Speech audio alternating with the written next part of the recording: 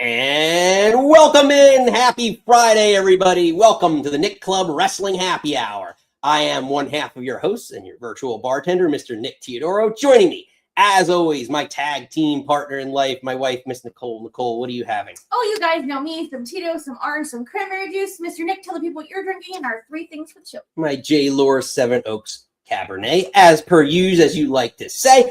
Well, Chris Jericho returns to AEW, but was that the right decision? Sami Zayn wins the U.S. title, but why now? And Gunther attacks Seth Rollins. Was that the plan all along? We're reacting to the week in pro wrestling. It's Friday, April 3rd, 2026. This is the Nick Club Wrestling Happy Hour. Wrestling has more than one royal family.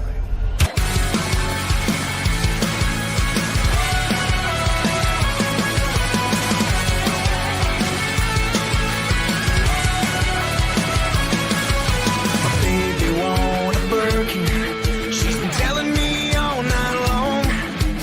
Gasoline and groceries, the list goes on and on. This 9 to 5 ain't working. Why the hell do I work so hard? I can't worry about my problems. I can't take them when I'm gone. 1, here comes the 2 to the 3 to the 4. Tell him bring another round when he's let it go. 2 stepping on the table, she don't need a dance floor. Oh my, good lord. Someone pour me up a double shot of whiskey. They know me and Jack Daniels got a history. There's a party downtown near Fifth Street. Everybody at the bar getting tipsy. Everybody at the bar getting tipsy. Everybody at the bar getting tipsy. And welcome back in, everybody. Happy Friday. If you're new here, smash the old like and subscribe. If you're a regular, you know we love having you. I think you like this. But yeah, a regular like Reese Lightning in the chat. All my love. Your producer on Lipsticks and Lariats. Sundays at 3 p.m. Eastern, I think. 4 p.m. Eastern. We will get it. Mark your calendars. We'll get it right. Chester. Welcome in, Chester. Oh, you're the best. Awesome. Love that. Well, welcome in. Well, we got a lot on the agenda to get to, Nikki. Yes. But first, quick, fun show announcements. Yes. Taking the show on the road. Yep. We are announcing our tour dates. Spring and summer. There's more dates to be added, actually. So there's a lot more. But we will be at TCW next week. TCW in a couple weeks, sorry. Feels like next week. But, the week after Mania. You'll be at the Tom's River show. Yes. But in Tom's River, April 25th, TCW, Insanity. That's going to be a fun one. Then following up, May 9th, they're going to be down, I believe, what did we say? Yeah, Tom's River again, different location. That one's for a good cause. Hit is, I believe, the name for that one. Mm-hmm. And then May 16th, special guest host, Steven. You know what happens with Steven. He's always showed up, our OG regular. Say his name and he appears. We believe in Steven. He'll be joining us for 80s Wrestling Con. That'll be a fun one in Parsippany, New Jersey. Our debut, Memorial Day weekend, we're going to do a couple shows, Nikki. TCW, once again in Tom's River. And then our debut at SSPW. So that'll be a fun one. And then finally, so far, Bash at the Beachcomber. We're going back. June 6th. Yeah. Doing it differently this time of year. We will be more prepared. Yes, much more prepared. And then finally, technology. Last but not least, I should have said, finally, yeah, I'm taking you on a date. We're going on a date. You're taking me. I'm taking you to the fair. I'm going to win you a stuffed animal. Oh my God, win me a bear. Could win you, yeah. Maybe they have like stuffed wrestling. Like, remember, what are the ones we have? Like Hulk Hogan, Macho Man. Yeah, the buddies. Yeah, I'll win you a buddy. The water guns. It'll be fun. But yes, we got a lot to get to. That's this summer. But yes, as people are chiming in the chat, I know, Kat, your co-host, Kat. Kat, I love you. Yeah. Unbelievable. But Nikki? Yes. Before we start, this weekend, it's a fun one for those who celebrate. We have Passover that's going on right now, and then we got Easter. Mm-hmm.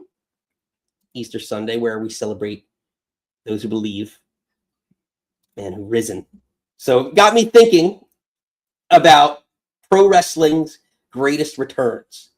To you, what is your favorite return? Oh boy, we're going to hell, aren't we? I don't know. It's just it's a theme. I'm just saying. The resurrection. He's coming. Oh boy. Before you say Undertaker. No, I obviously I'm going Triple H when he came back after he tore his quads and everyone was freaking out and he was wearing the big, the leather jacket and his jean jacket and came back as a baby face and we're all like, that's a big one. Or, John. Beautiful Day. What? Yeah, it was a beautiful day. It was the U2. Oh, yes. Yes. And then what you got? John Cena coming back early at the... Again, all this is in Madison Square Garden. It's weird that they were just there, too. Him coming back, earlier than everyone thought he was.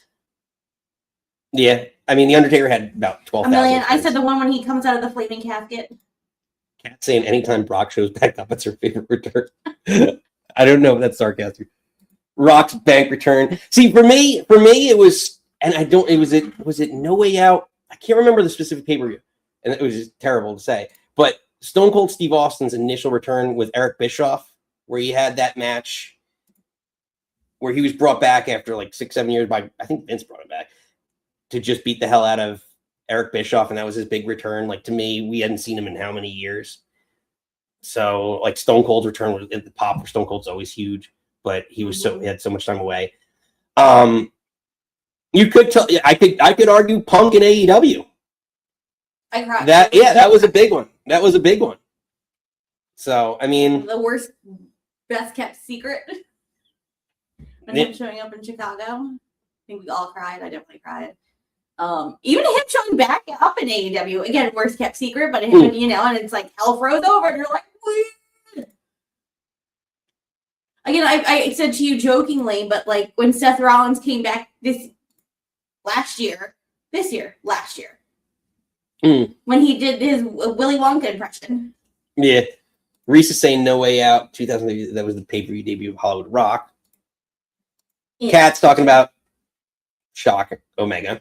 It did scream loudly when Omega returned from stomach injury. Yeah, that's a good one. That's true. Even good one. Hardy's at Mania. Yeah, that was crazy. Huge.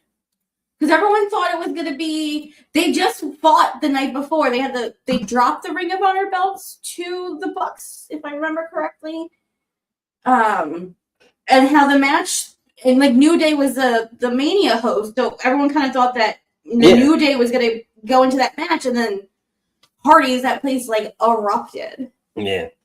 No, all fun ones. Again, just getting us going, warming up here. Figured weekend festive mood. Couldn't think of anything. You always have a theme, and everything has to tie together. Well, it was that, or I almost put together a highlight reel of Cody Rhodes as Stardust beating up the Easter Bunny. I thought you were going to. I was gonna, and then I just couldn't find some fun music to play with it, so it wasn't. I told you to use the Easter Bunny hooray from Looney Tunes. Yeah, but maybe this weekend if I have time, I'll release something else on the channel, but we'll see. But I digress, Nikki. O'Reilly. I know. I know. We'll get to it. But Nikki, we got a lot to get to. Yes. First and foremost, how about my favorite segment, your favorite segment, everybody's favorite segment, Nikki's non-kayfabe news.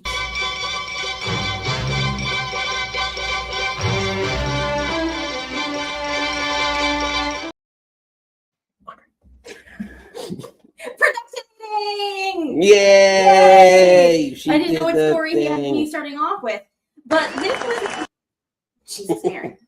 Announced on Wednesday, they have this new category for the Hall of Fame that's like Immortal Moment. And last year it was Bret Austin. I think the double turn, everyone loves that match. This year, I feel like they went back to old reliable. And yes. Now? Why now? It is Andre and Hogan, Mania 3. Yes, it's a huge thing that, like... Well, it is a big moment. I don't think we should be celebrating Hulk Hogan. I think it's weird. Like, I don't know. Yes, incredible. Not taking anything away from that moment and what it means to wrestling. Do we really need to induct it? I think I don't know. Like, I think the first one doing Brett Austin was a great shout. It's just, I don't know. I'm not a fan. When you talk about moments, I mean, especially WrestleMania, this is probably one of the biggest of all time, if not the biggest. So how do you not put it in? The only thing is, it's like, probably should have been last year. Yeah, probably should have been the first be moment. the first thing, but it should have been in regardless. Maybe the order, maybe they tried something out last year. They wanted to do something because again, like last year, I felt like a lot of it was trying to get names in. Yeah, but it was more with this. I mean, Hogan and Andre are both dead. It's not like you're getting exactly. So it was interesting having Brett and Austin on that stage together talking about it. Bret Hart didn't drunk his beer weird. Like, it was a moment of them, two of them coming together and talking about the thing. There's no one to talk about the match. They're both deceased. And Heenan's dead too. Yeah. Andre, beloved. Hogan, controversial. Like, Gorilla Monsoon's dead. I'm sure there's was Jimmy Hart with him? Like, who are you? Yeah, maybe Jimmy Hart. Yeah, Jimmy Hart could probably do. And you just have Jimmy Hart come out and talk about it? Like, it's just because Stephanie McMahon's going in. She's obsessed with Andre the Giant. And she loves to tell that they're friends. No, this just doesn't feel like... I'd rather, again, Reese, I agree with you. Why not do Steamboat Savage? You can't have Steamboat come and talk. Like, again, Macho was my guy. Steamboat was great. Like, that's something cooler to have someone come out and talk about this. Not interesting. Reese take that Hogan Andre was Hogan's biggest match. It was the biggest. Yeah, but you could argue this made Hogan the level of Hulkamania. This moment made him way bigger. And like to have that moment with him and The Rock years later was crazy to see that because no one ever expected that. And then it set the stage for so many other moments like matches later. But I don't know. I mean, this to me, it had to be. It has to be in. But it's probably, I'd say Jimmy Hart. Jimmy Hart's probably got to be involved. Who else was involved in that? Well, my segment is called Non-KAYFABE. This wasn't the first time Andre got slammed. Revisionist history.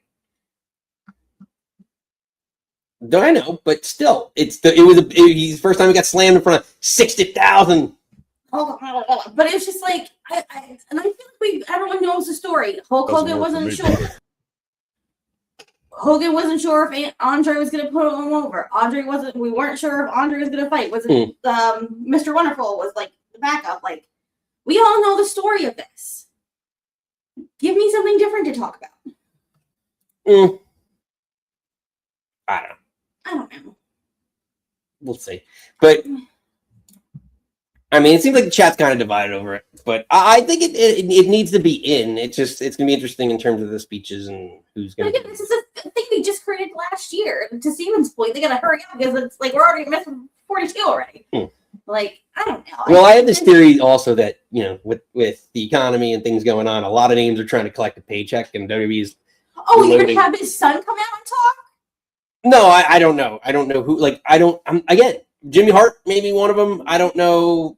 What makes you think I want to hear you talk? That doesn't work for me, brother. But sticking with the Mania theme, it was announced on Monday. WrestleMania now has their host. That host is recently retired, John Cena. Break glass. We're not selling tickets. Bring in John Cena. We know John Cena is going to have a tie to the WWE forever. This seems really quick to bring him back. How can I miss you if you don't go away? We just saw him. But for some reason, WrestleMania needs a host. Yeah. They need people to buy tickets. Although a John Cena Danhausen. They're going to have an interaction and we're going to all lose our minds. But, like, they're just throwing everything at this media because they're not selling tickets. But you can lower the ticket prices, and maybe a family could afford to go see you. Well, I've been getting all the emails. I'm sure a bunch of people with like sales, like what was it, 316, 31% off. This is the percent off. Today they're doing like no fee Friday, so there's no ticket fees to buy the tickets, or just lower your goddamn prices. Oh boy, but yeah, John Cena. I think it's gonna be interesting. Like, I hope he doesn't. Again, if you're like, is he gonna come in and AA somebody? I'd rather have him see. No, he said he's done doing everything in ring. That's what he said when he first retired. So I don't expect him to do it. I expect him to sit there and just talk. Brother. This is the wrestling business, baby. Look at this prima donna. I would like, again, I want to see him do a thing with Danhausen. Does he have a stare down with Gunther? Do you see him interact with like a Javon Evans again, or some of the new kids? He posted. I'm pretty sure he posted something about he was like excited to see like the new kids and like showed up a bunch of faces and stuff. So like, I think you use him the right way, it can be fun. If he comes out and does anything, yeah. Sure.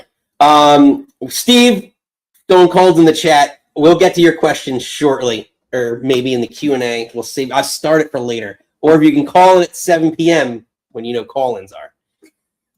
But Steven's saying, other Steven. Yeah.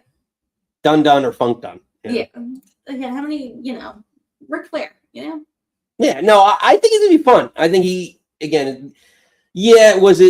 the timing weird because he's just retired? Yeah, but all the names now compiled on WrestleMania. Like we were talking about this earlier. Now you add, whatever he does, whether he wrestles or not, you add John Cena to that list that's already got Cody Rhodes, Brock Lesnar, Roman Reigns, CM Punk. Randy Orton, Drew McIntyre, Rhea Ripley, Becky Lynch, AJ Lee. Like it's going to be a Charlotte. It's going to be a very star-studded WrestleMania. Now you could argue about the build and how he got here, and we will. Yeah, but to me, it's going to be fun, and it's going to be a fun weekend, and we're going to have a lot to do that weekend, Nikki. We're going to be running a bunch of shows. We have Friday night. We're going to be doing the preview for night 1. Sunday will be on Mikey's live stream, watch along, probably Saturday at some point in time, but Sunday definitely for one of the matches. And then Sunday we're going live before night 2 to recap night 1, preview night 2, and then Monday we're recapping the whole weekend. So got a lot. Yeah, 3 shows. I'm tired already. Yeah, that's not to mention whatever you do at Lipsticks and Larry's. We have to figure out what we're gonna squeeze that in. Oh my gosh. But Nikki, anything else before we get to wrap on kayfabe? You can hit my music.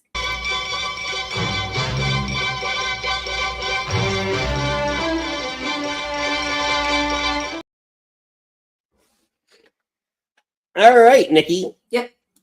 Let's head over.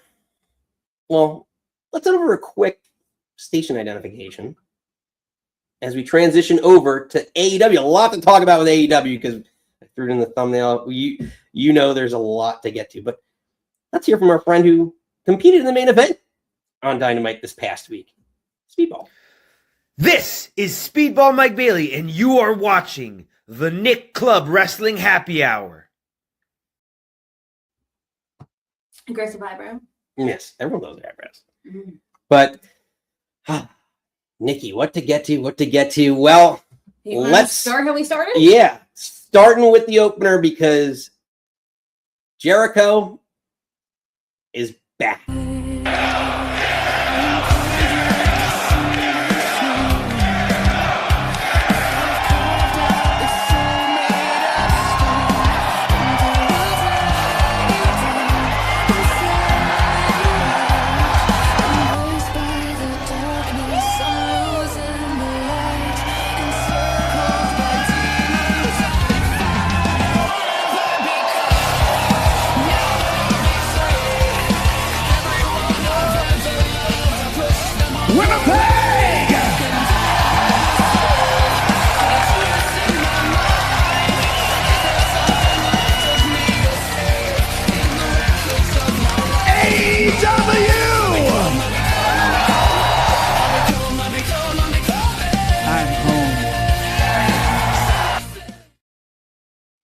Judas in my mind. Nikki, Chris Jericho returns. Is he a Judas to WWE for not returning? Was that the right decision? What are your thoughts? I personally don't feel strongly either way. If he went to WWE, be like, oh yeah, that's cool. Love to see that Jericho. Him in AEW, also fine. I want to see what he does next. I need something completely different than the learning tree. But if he's going to come in and kind of like be a baby face, I think he looks great. I love the jacket. Like, I would kind of cheer either way. If he went to WWE, great. If he stays here, great. I know some people are very upset about this. And I want to see a good Chris Jericho again. I think, again, I harped on it too much, and I apologize. But I mean, he's thinned out. He's been in great shape. Mm-hmm. And his facial hair, he always does something different or tries to have a new look. Yeah. It is announced that he trademarked Cornerstone about a week ago. Yeah. So it looked like that. With that, it was like RAAW. Yeah. That was kind of the tip of the iceberg that he was headed there, and where there's smoke, there's fire, so to speak. So, if he's planning on wrestling for now, well, here's the thing: two things. One, is it because Steven put in the chat? Now I don't know for sure. Is it extended time to his contract that was already added, or because of injury time or time away, whatever? Or did he decide to re-sign with AEW and he had the option to go to WWE? Because that's two very, very different things. And if he's going to have the next, a year, maybe 6 months to a year in AEW to do a run as Cornerstone Chris Jericho and then go over to WWE, because I really still want to see him in WWE. I still think there's better feuds for him to elevate in WWE. He's done a lot in AEW already. What's left for him to do that he's going to elevate in AEW right now? He still has the learning tree people that he left behind, Big Bill and I almost called him Toby Keith. Apple. Yeah, Brian Keith. So to me, I don't know. It's just, I think there was more for him to offer in WWE. I'm sure he got a pretty good payday from Tony to return.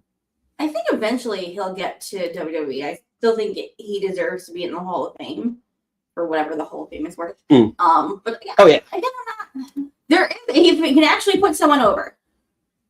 That's what he needs to do in AEW. Put someone over. Put a new kid over. Again, I say this every week with your babies. If he comes in and like has good matches with some of the younger kids, I don't necessarily want to see him with MJF again. I necessarily don't want to see him with Kenny again. Like, they've had those two great. Well, I don't know. Like, yeah, and I'm just wondering, like, Jericho was fantastic. Who would you have him feud with? Like, you pick anybody. Pick any of your young kids. There's a bazillion of them that aren't doing anything. Yeah, but I'm gonna steal. I'm stealing from you, but like you said, Jack Perry, and I was like, Jack Perry with Jericho would be, yeah. And he just got the belt off Ricochet, whatever Crunch Rabbit is. I don't remember. No. Like in a group with him or feuding with Jericho? Yeah. Do something. Again, if he's gonna have, I'm just gonna use Jack as an example. Someone of that kind of lower to mid young guy, have Jericho go through them.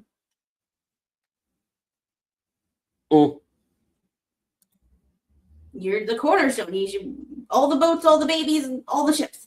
Yeah, I just feel like he's in Jericho Fletcher. I wouldn't be mad at that.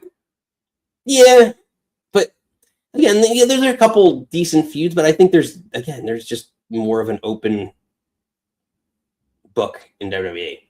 I think we'll get there. He's still got. If he stays in shape like this, yeah, stays healthy, then why not have another year or two in AEW and then go to WWE? Yeah. Reese is throwing in Speedball. Speedball, I thought too, but yeah, I mean, could he elevate and add a little bit more charisma to a storyline like that with a guy like Speedball? Yeah. Kevin, okay. I would watch any of those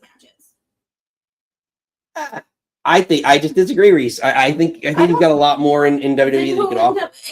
Then who do you want to see him wrestle in WWE? I could put him with a lot of different people. I mean, I think. Anyone, honey. a healthy Gunther, Braun Breaker, Jacob Fatu, I could see having a good program with him. He could come back, still reignite his feud with Punk. I would love. I do. I thought it was good. Yeah, I guess, like it's the same how I feel about him and Kenny. It's like you had this great match, you had the great feud. Let's put a pin on this. Like, and then you're talking about all the mid card guys, like everybody on SmackDown. Like you got Sami Zayn, Carmelo Hayes. Hey, give me something with Aleister Black. I would love that. Do they do anything with each other in AEW? I don't think so. I don't think that they really interacted. So I don't know. There's just a lot more to offer, I think. But either way. As long as he's putting people. But Nikki, moving along, anything from AEW from Dynamite? Your reactions? You want to talk about the promo between MJF and Cat's boy? I'm like sort of over this trope of we have to sign a contract and talk to each other at a table. And then he flipped the table because he can't touch. Yeah, and then he was trying to. Well, that's like he's trying to go, Kenny into hitting him, and that's when Speedball came out and set up that match. And when he called him the Karate Kid, something like that. It was fine. I liked Kenny's promo more last week. He still repeated the thing, and it was just like, "Well, you're the devil, and I'm not saying I'm a god, but I guess I'll be a god." It's like, all right, we said that last week. Yeah. I'm sort of over the trope of this, but I guess this is the way we had to lead to the main event. Also, briefly, can we talk? I guess before this happened, when Jericho came out, so Tony Schiavone was in the ring, and then the pyro was going off, and then Tony looked confused as fuck and was like, "Oh, I'm sorry," and then Judas hit him. Like, what's happening? Was that a botch, or they meant to do that? I'm guessing it was a botch. Because Jericho normally comes out with some sort of promo or pyro. I just don't understand. If you knew Jericho was coming out, why have the chairs and the table in the ring? Yeah, no, it made you think that he was going to be in the main event. It was just it just felt weird. And then I was like, oh, he's going to stay and confront MJF and Kenny, and that's when I said to you, and I was like, oh, it's cool, he's back, but I don't want to see him fight either of those guys. So that's at the beginning of just felt weird to me. Yeah, with all this. No, that's fair. But it led to Chester saying the only thing Jericho back to WWE is Hall of Fame 2027, but wrestling there. I think now if it's going to be in Saudi or not in Saudi, I think if anything 2028. But I definitely he deserves to be in the Hall of Fame. I think if he's again going to be healthy, do some things in AEW, and then when you're really ready to wind down, then you can go to WWE. That's fair. That's fair. Anything else other than I guess Mox spared Ospreay? I love the PAC Ospreay match. And I'd rather have just watched more of that. I love that PAC came out and beat him up, and then he was just like, "Oh God, I'm fine, I can wrestle." The guy was like, "No, you don't, Kara." I love the match. I just don't understand the angle. Moxley's supposed to basically is the babe face. The whole faction's heels. And he's trying to get revenge on something that happened 4 months ago. But Mox is supposed to be a face. Yeah, it's just a very awkward story. And now I believe it is for the belt. It is. It is now for the belt. Yeah, he convinced him, which it should have been all along. I think we all wanted that. So I watched about an hour of Collision. I didn't, between making sure everything for today and then actual work, I only watched an hour of it. But I believe he did that promo that made it. Yes, I didn't get through too much of it, to be honest. But it's getting to that point which it should have been. I mean, you put the title on the line, make it at least add a little bit to that match. I think it makes sense. I think it's going to be a fine, a good match, but it's not something I'm clamoring for. Right, but here's the thing. This season, this is what I will give Tony Khan credit for. And this season? Yeah, it's the season. It's wrestling season. It's WrestleMania season. This is the biggest season of the year, so you have to try and piggyback off of WWE's momentum and try and get casual viewers to come over. this is their time to try and do that. So having more bigger name matches, maybe some crossover talent, more mainstream names, maybe even some celebrity shit. As much as Oh, I don't want to Wayne see Brady? Yeah, like exactly, but not like, you know, much as I don't want to see the Costco guys as much anymore, but like something like that, we'll see. You don't love the Riz? The Yeah. Rizzler? But I'm rizzed out. Don't tell Brianna. But to me, it's like you'll like load the card because it's the week before WrestleMania. You want to have the biggest card possible and the biggest names possible show off that Sunday before. And to me, Ospreay Mox is a name match. And outside viewer of WWE is like, oh, maybe you don't know Mox, but once you hear, oh, it's Dean Ambrose, okay. Now that and Will Ospreay is a big name. Settle down, cat. I hope that they're gonna have a fine match. I hope Ospreay goes over and we can all just move on with our lives into something different. But no, I think there's gonna be some. Yeah, I mean, didn't he just have a match? Not somewhere. You know him as Mole Man, babe, from Fantastic Four. Oh yeah, we were just watching. You were very confused about. No, we were just watching his. Yeah, weren't we just watching his podcast with Cody Rhodes, or is that somebody else? Oh, that is. Oh, I'm thinking. Okay, never mind. Oh no! I digress. You are confusing two very different. Yeah, people. well, we'll get to it later. What? Stingray and Cobra Kai. We didn't watch that one either. But I digress. Nikki, anything before we put a bow on AEW for the? Maybe I will save. Maybe I'll save it for my Cat's podcast then. Yeah. Oh, give a little teaser for lipsticks and lariats. Yeah, maybe Plural. Lipsticks. One. A lipstick of multiple. the week for me. I'm gonna save it for me and Kat. You don't get.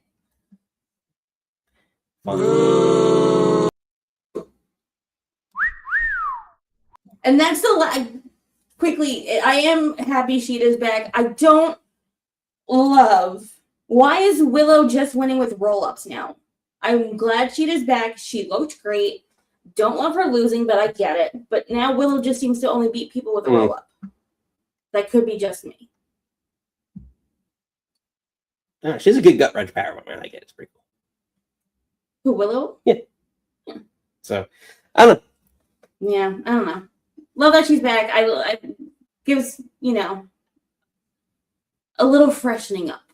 I'm sure. Well, Nikki, let's put a little bow on it and move into WWE time. Yep. Let's hear from Jimmy K as we switch over. This is former WWE referee, and you're watching the Nick Club Wrestling Happy Hour. And if you're not watching, I'm going to come find you and disqualify you. Yeah, well, we got others. We got other drops, but we got to roll with the drops, Nikki. Nope. All right, let's get to it. Oh, God. This was... Oh, my God, it's WrestleMania. Let's book every single match. Go. Seriously. Well, yeah, we'll start with Stephanie McMahon shows up. Hall of Famer. So you knew they were going to get somebody involved, right? And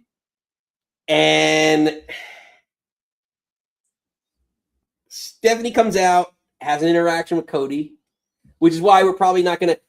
So we'll talk about a little bit about SmackDown, but again, this kind of bleeds into everything with Cody Rhodes, Randy Orton feud. But she has a promo with Cody and basically saying, you don't know this Randy Orton. This is the Randy Orton that kicked me in the head. What? How long ago was it now? 2009. Yeah. And you need to go to a whole different level. And, your father would go to that level. You're really butchering this. Well, all right. Do you want to? Do it. No, Sorry. you're doing Sorry. it. No, Miss Durlock. No, let her do it. Let her do it. She's got to do it. Hold on. No, now you're going to get it. Now you're going to get it. You're doing great. Oh, God. No. Go ahead. No. No. All right. Well, tell everyone. But basically, she came out and was basically you have to this version of Cody Rhodes will not beat Randy Orton. You have to dig deep and get gritty. And your father knew how to dig deep, and you are not your father. Yeah, and then he responds with, "Neither are you." and bam! He gets slapped right in the face. Twice, actually, he does throughout the segment. To which Cody's response,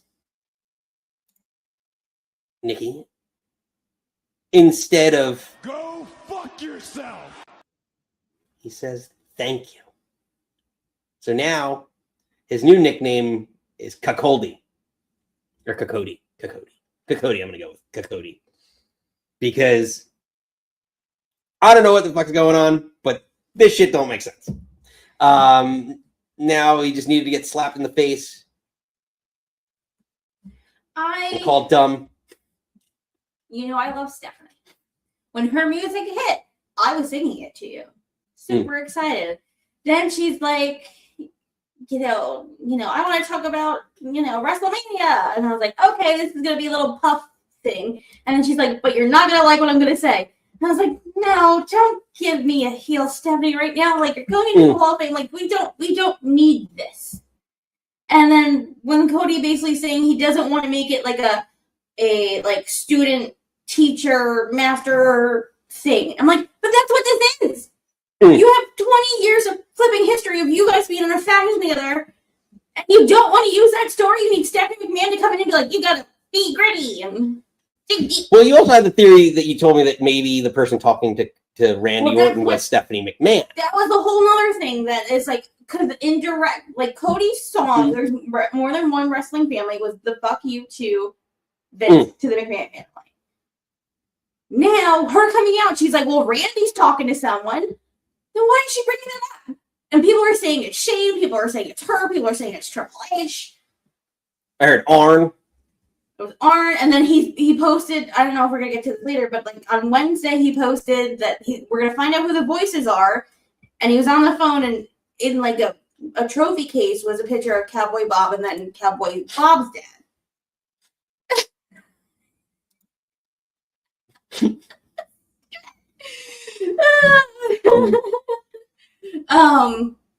No, Cody versus Randy does not need a McMahon in every corner. We don't need to insert the McMahons into this storyline. Right. And then to be like, you're not your dad. He says he's not like. Yeah. Then He also won the world title. And then they clap back to be like, well, you're not your father either. It's like, well, Dad, you shouldn't want to be like your father. Yeah. He's a disgusting human being. And again, we wrestle artists. Again, we wouldn't be here talking about wrestling if it wasn't for Vince. I know that, but I still think he's a fucking piece of shit. Yeah. But like, it's not a clap back. Like, you're not like, why are we in? There's 2 references to Vince on Raw. Why? I'm afraid he's coming back. He's not coming back. Gonna be somewhere. He's not coming back. That's the first time he came back. Stephanie's going to the Hall. He's going to induct her, isn't he? I don't know. It just feels real. Yeah. And Chester, I heard that too. I think that would be so much cooler for it with KO or someone else. And what about a McMahon or a Rock? Yeah. No. KO would be super cool. KO would be a fun one. But it's just like, I didn't need this. And again, you're starting off Raw with the SmackDown champion and a McMahon. I'm just like, I didn't. Well, I don't know. It's interesting. Really bothered me. And then the slap, Stephanie's got to slap all the guys to make sure she's badass. I get it. And then Cody just be like, thank you, man. Have another, like, what is this? What is this? I don't like it. But, well, Nikki, I think we're going to get to something else that you didn't like. It's in-ring. You talk about families, factions coming together. Well, Nikki, one of the other families, the Bloodline, the Usos, were blinded by the light on Raw because now the Vision are our new World Tag Team Champions. I've been trying to go. I've been on my own for long enough. Maybe you can show me how to love. Maybe I'm going through withdrawals. You don't even have to talk too much. You can turn me on with just a touch. Baby, since it's cold and empty, no one's around to judge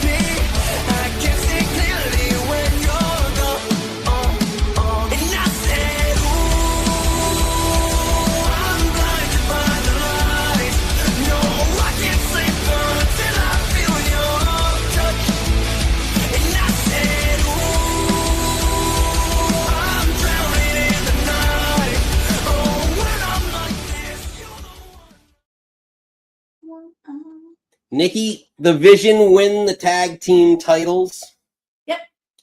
What are your thoughts? Not mad at it. I'm perfectly fine with the Usos not having it. Again, if we're going to get into some weird bloodline stuff that way, I'd rather not have the belts. And then, like, the Vision can kind of drop them anytime. But again, I think it's whatever you feel about Logan Paul. Is there going to be eyes on now your tag teams that, again, the Raw tag division has not been great.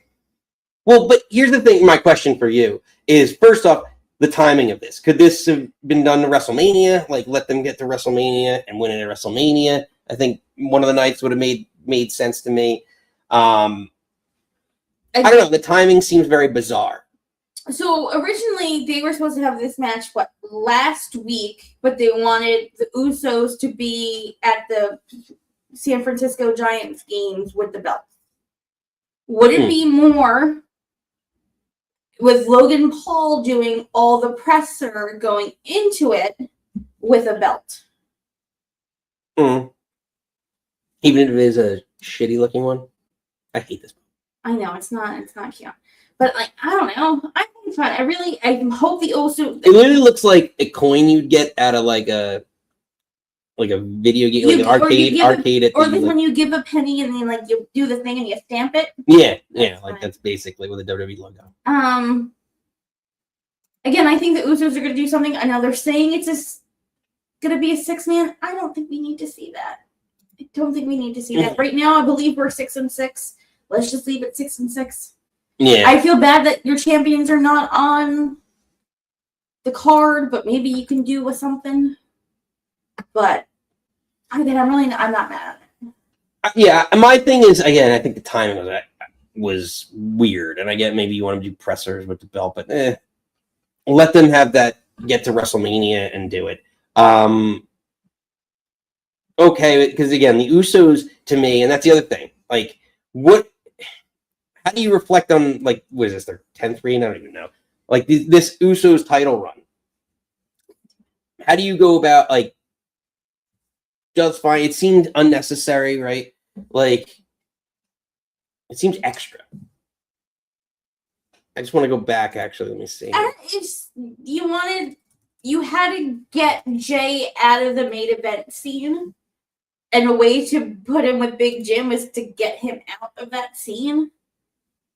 And then again, if you just want the Usos to walk around the belts. Or is it a thank you to Big Jim? I don't know. They're one of the greatest tag teams. I'd rather see Jay turn heel and what that means for like the Bloodline post-Mania. Yeah, so as I look back on this, so they had the title actually for 91 days, I believe it was.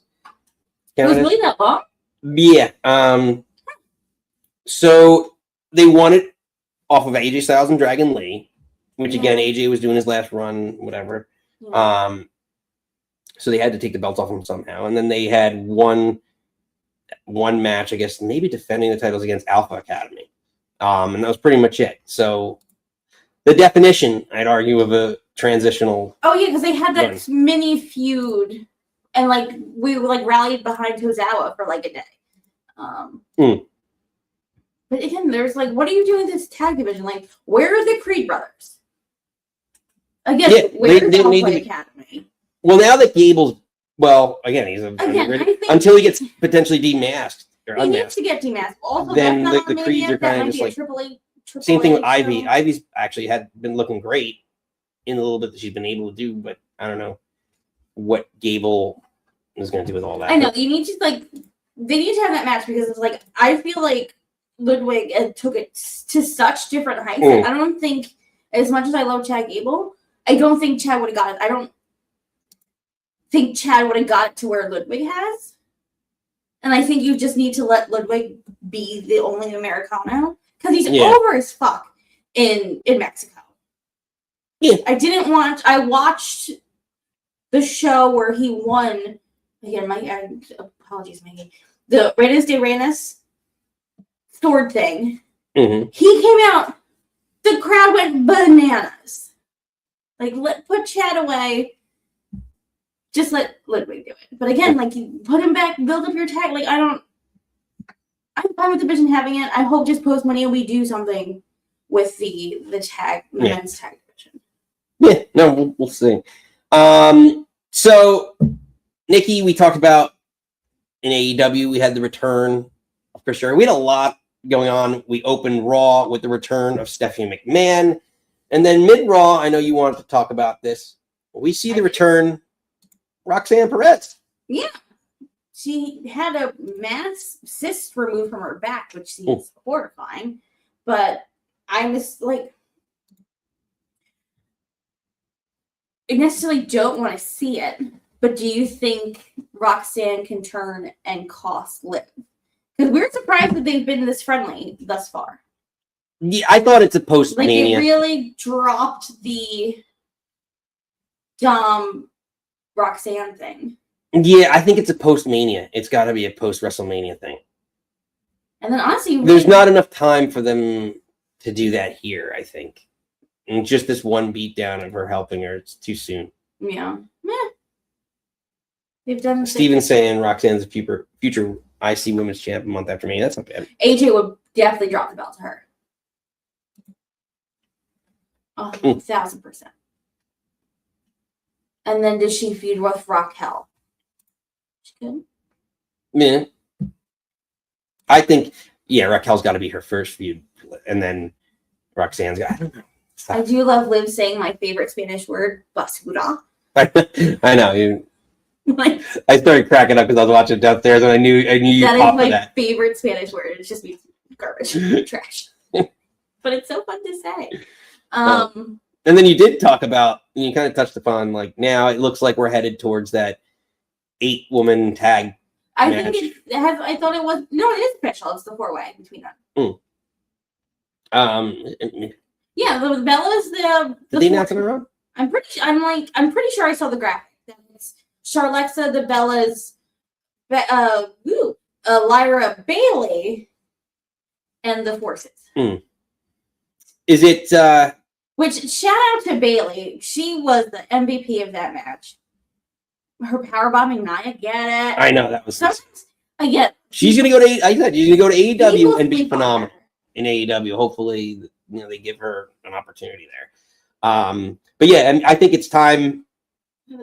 Bliss and Flair Charlexa need to get broken up, and maybe we'll, as WrestleMania approaches, if that's, I'm assuming that matches, that might be one of our little theories that we debate for preview night on that end. But Nikki, and then finally, before we get to some of the more dramatical nights, or more dramatical, I can't talk.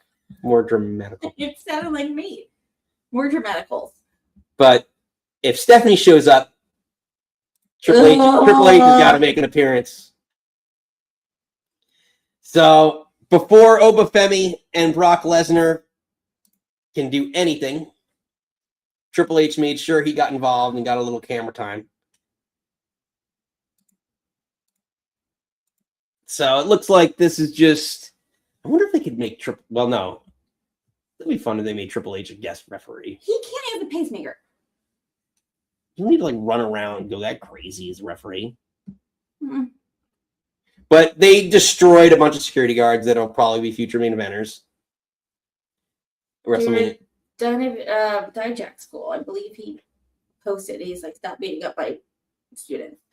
I hated this. We don't need, again, McMahon in every corner. Stop it. Like, Triple H, since when does Brock Lesnar listen to Triple H? Everything about this was annoying. And tell us how you really feel, Reese. You know I love Triple H. I love Triple H of old. This Triple H is grating my nerve. We didn't need this. And also, poor fucking Pierce. Undermined. I know. He got pie-faced. I know. That's why I don't think Pierce is making... I have this... I don't like him. I just have this theory that Pierce is going to be... He's hovered around, and then eventually he's going to get cursed from Danhausen. And I think that maybe like, for not caving to the man, whatever. Then who would be the new Raw Jam? A bunch of different people coming back. Paige. Yeah, it could be Paige. Well, no, maybe AJ Styles would be a GM for a little bit, like Kurt Angle was for a hot minute. You know, Oh, that wasn't good. Kurt Angle wasn't great, but I'm sure Reese has different thoughts on it. I would love to I love see it. all No this. Brock slander. I want to see all this wrestle. I thought it would be something with Drew, but if Drew's going to go film Highlander. Hmm. And also AJ said that he's been scouting. He's been doing that now. And it was his podcast? Or was he on Talking Shop? I think it was his podcast. That he said he's like, send me tapes, send me clips, send me your local guys. He's like, he's been going to indie shows. Yeah. Ooh. And as much as I do love AJ, I don't think I feel like he'd be awkward in those backstage segments. That's fair. But I don't know. But I did not need this. We did not need. I don't want a McMahon in every corner. That's fair. Well, Nikki, maybe you didn't need this, but at some point in time, Paul Heyman needed a friend, and he needed somebody to stand up. Nothing, Adam Pearce, that you will ever tell me that I don't already know. Boston Police Department has dropped all charges against Seth Rollins. That as of this very second, Seth freaking Rollins is medically clear to compete.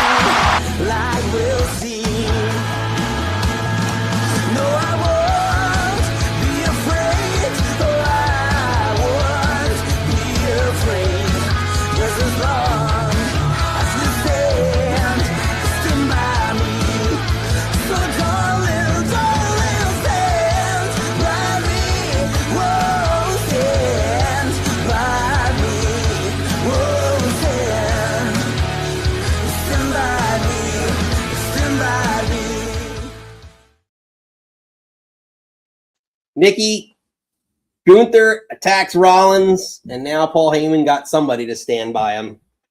But I got a lot of thoughts on this. Do you want to go first then, maybe? Go first.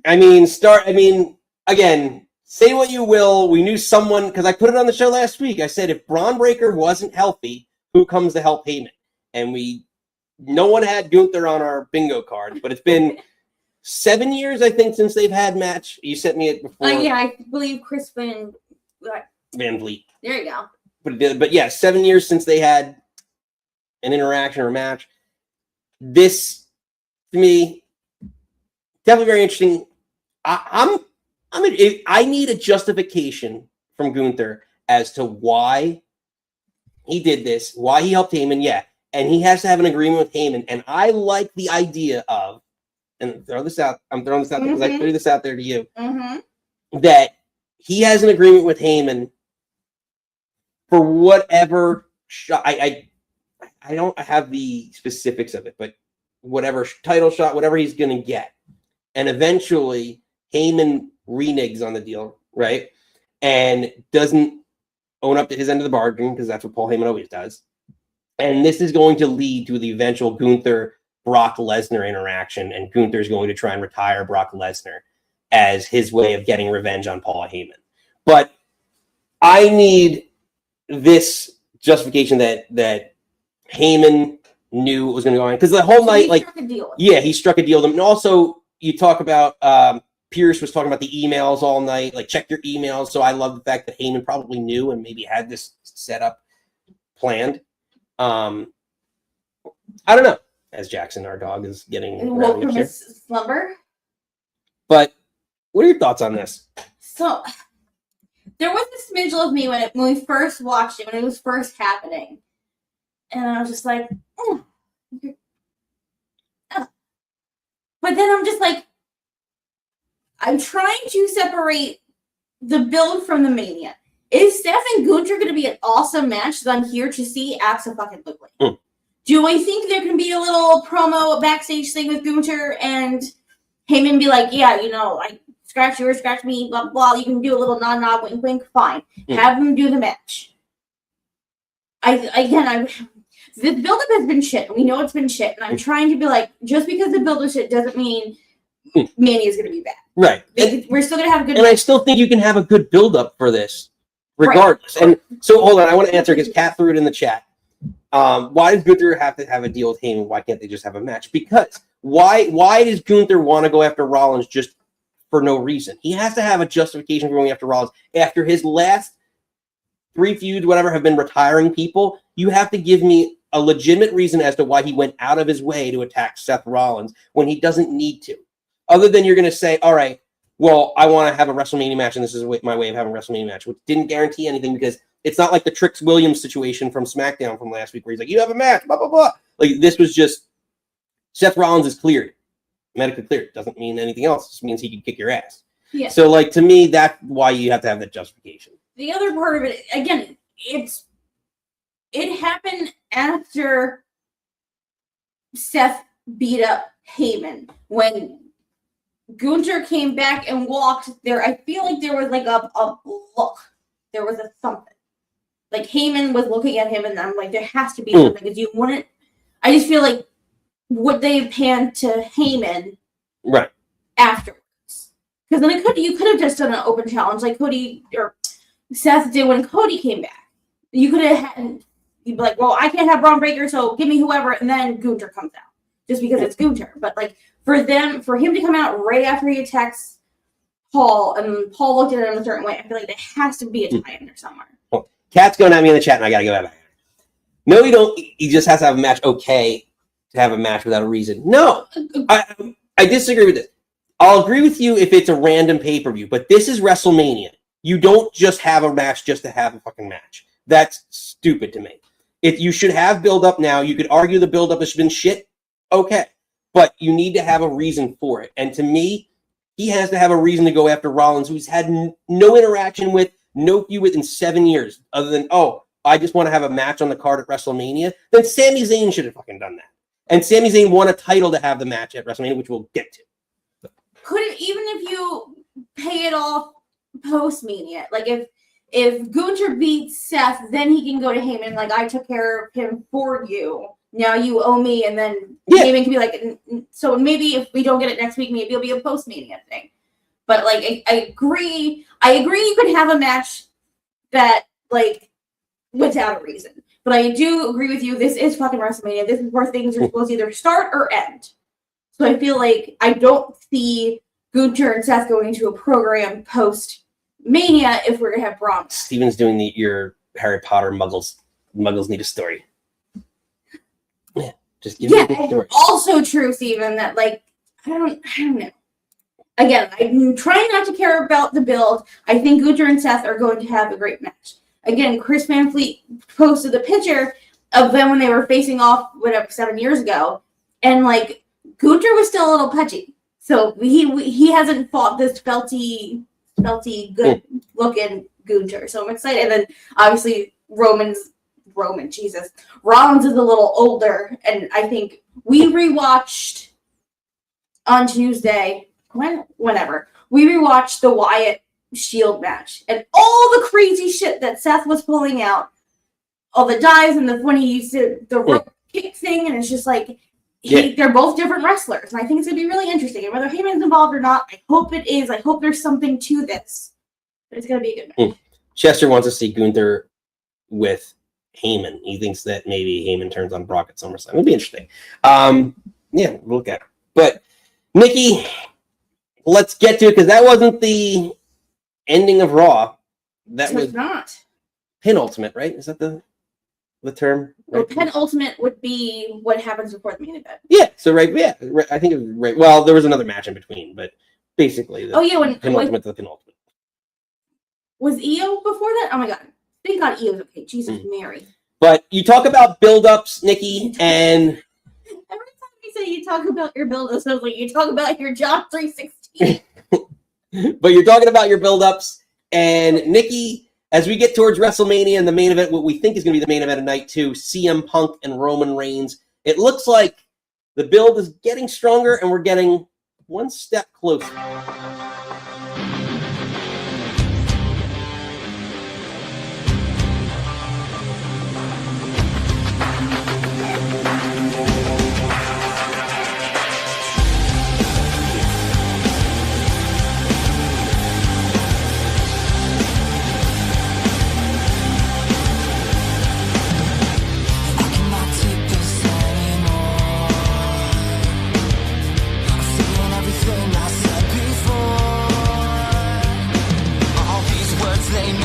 sense. I found bliss in ignorance. Less I hear, the less you say. You'll find that out anyway. Just like before.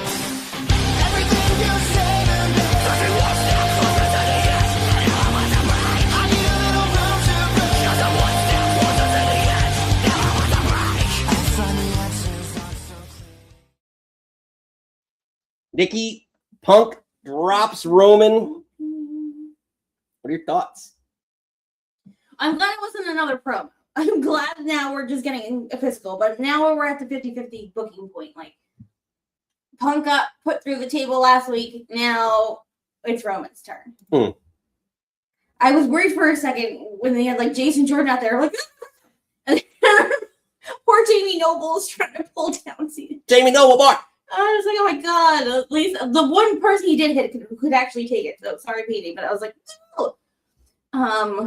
It's fine. Now we're even. You put me through a table. I put you through a table. We're even, Stevens. And now we have 2 weeks of no contact. I don't know.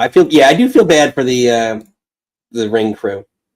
They've been the security and Adam Pearce. They've been all just getting their asses handed to them last week, and I feel, and that's what worries me. Is I feel like I'm like you're running out of security, and all the storylines are beating up security now. Like Triple H is coming out for Oba and Brock, and you have this match which security is involved, and it's just like I don't know. I don't want to get overkilled on everyone's beating up security because that is a spot that's often done, and I don't want it to be overkilled so quickly. It's fine. Actually, I think that the funnier thing, I don't think it was on.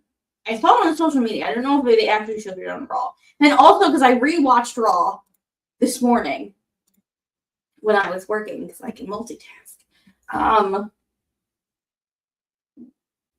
They like a lot of the Liv Morgan stuff was completely edited. So I don't know if this when he he points to like a Roman fan, he does the Superman thing, but then does that, and I'm I didn't see that. Yeah. Oh, I was like, great. I don't know. But is this getting you invested in it, or is it just typical? All right, I expected him to get put through this week. I don't give a fuck about Roman Reigns. I don't. I'm sorry. No, but I think they were relying on the two what they felt was the biggest names in WWE to just headline a night and line that. But we're getting there. I mean, there really isn't as much animosity between the two as they make it out to be, and then, the history between the story. Like he didn't really he brought in the Shield, but I want to see in the package a callback to the Shield, and how they helped Punk way back 2013, whatever it was. And just give them some history that way, because since Punk's return, there hasn't really been much other than you stole Paul Heyman from me, and we were arguing. Yeah, but you both lost at Mania. You both got low blowed. Yeah, so it's no one really stole anyone. Yeah, and then storyline doesn't matter. I hate Roman Reigns. Oh, and it was funny when Punk was singing it. I hope you're singing it like CM Punk. Acknowledge me. Acknowledge. For me, and I don't know. I don't care. And he's like, you're old, and did you hear there was something about Roman said that Cody didn't want to be near him on the set of Street Fighter, and then Cody said no, Roman Reigns, that's a Roman Reigns thing. So it was is there real shit there, and that's why there wasn't the Mania, because the Mania match was oh, it was too close to do them together, but is there real shit between Cody and Roman? Where everything's over brother. No, I don't want to see that. I don't want to see Roman versus anyone. Roman Cody would have been fucking disastrous. At least Roman CM Punk. Although it did have the rubber match, so I guess that would be the justification. But I don't want to see it. I don't want to see it. I'm so fucking sick of Roman Reigns in the goddamn main event of WrestleMania. It's been 4,000 of them. I'm done. I'm fucking done. I hope this year, CM Punk beats his ass and he can go off to fucking Hollywood and I don't have to see him anymore. Well, give that. Nikki, we don't have to talk about it anymore because we're moving on to SmackDown. But before we do that, let's hear from a friend of the show, Big E. This is former WWE champion Big E, and you're watching the Nick Club Wrestling Happy Hour. Everyone does eyebrows. Eyebrows.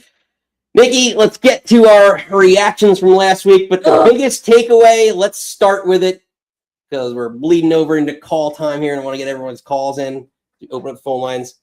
Remember, it's in the description of the video, whether you're on Facebook or YouTube. You click on that link to StreamYard. Let us know what you're drinking, what you're thinking. But as we get through SmackDown last week, Nikki, he didn't know if he was going to even be at WrestleMania, but he had to earn his way on. He always knew, though, he'd find a way. So I'm calling Sami Zayn.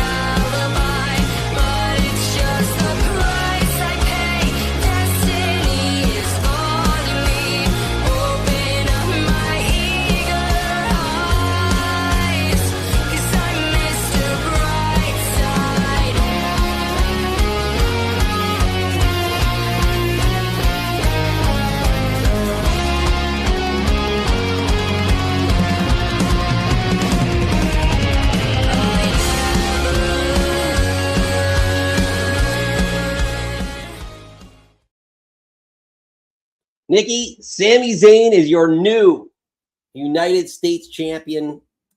What are your thoughts on Zayn winning the U.S. title? Play my thing. Hit the thing. All right, hold on. I got to find it. Give me 2 seconds. Not have this ready. Because you didn't tell me. Because you didn't come to your production meeting as per usual. Hated it.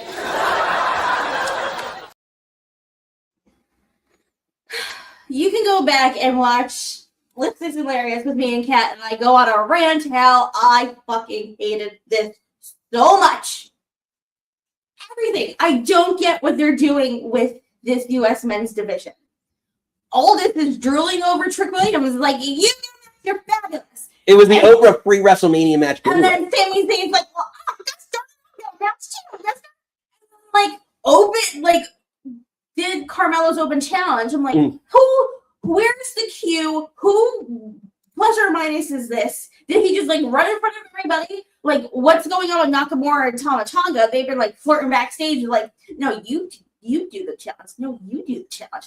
Hate it. So Cena comes running out, and it's like, poor fucking Mello. Poor Mello. Not on the WrestleMania card. I'm hoping post-Mania, him and Trick have a proper storyline, and that's a big SummerSlam match or whatever. But like, justice for Mello.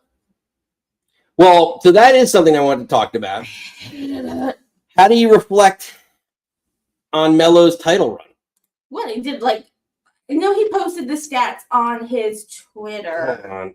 Let me pull it up. It was like 11 open challenges. I'll pull it up for you. Like, I'm so excited. 98 days. So I'll read it. No, so it was 98 days. Oh my gosh.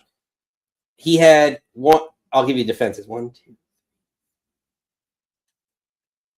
8 defenses until he finally lost it. Defended against Gargano, Shinsuke, Leon Slater. I remember he came up from TNA. Oh, that was the Ilya UK show.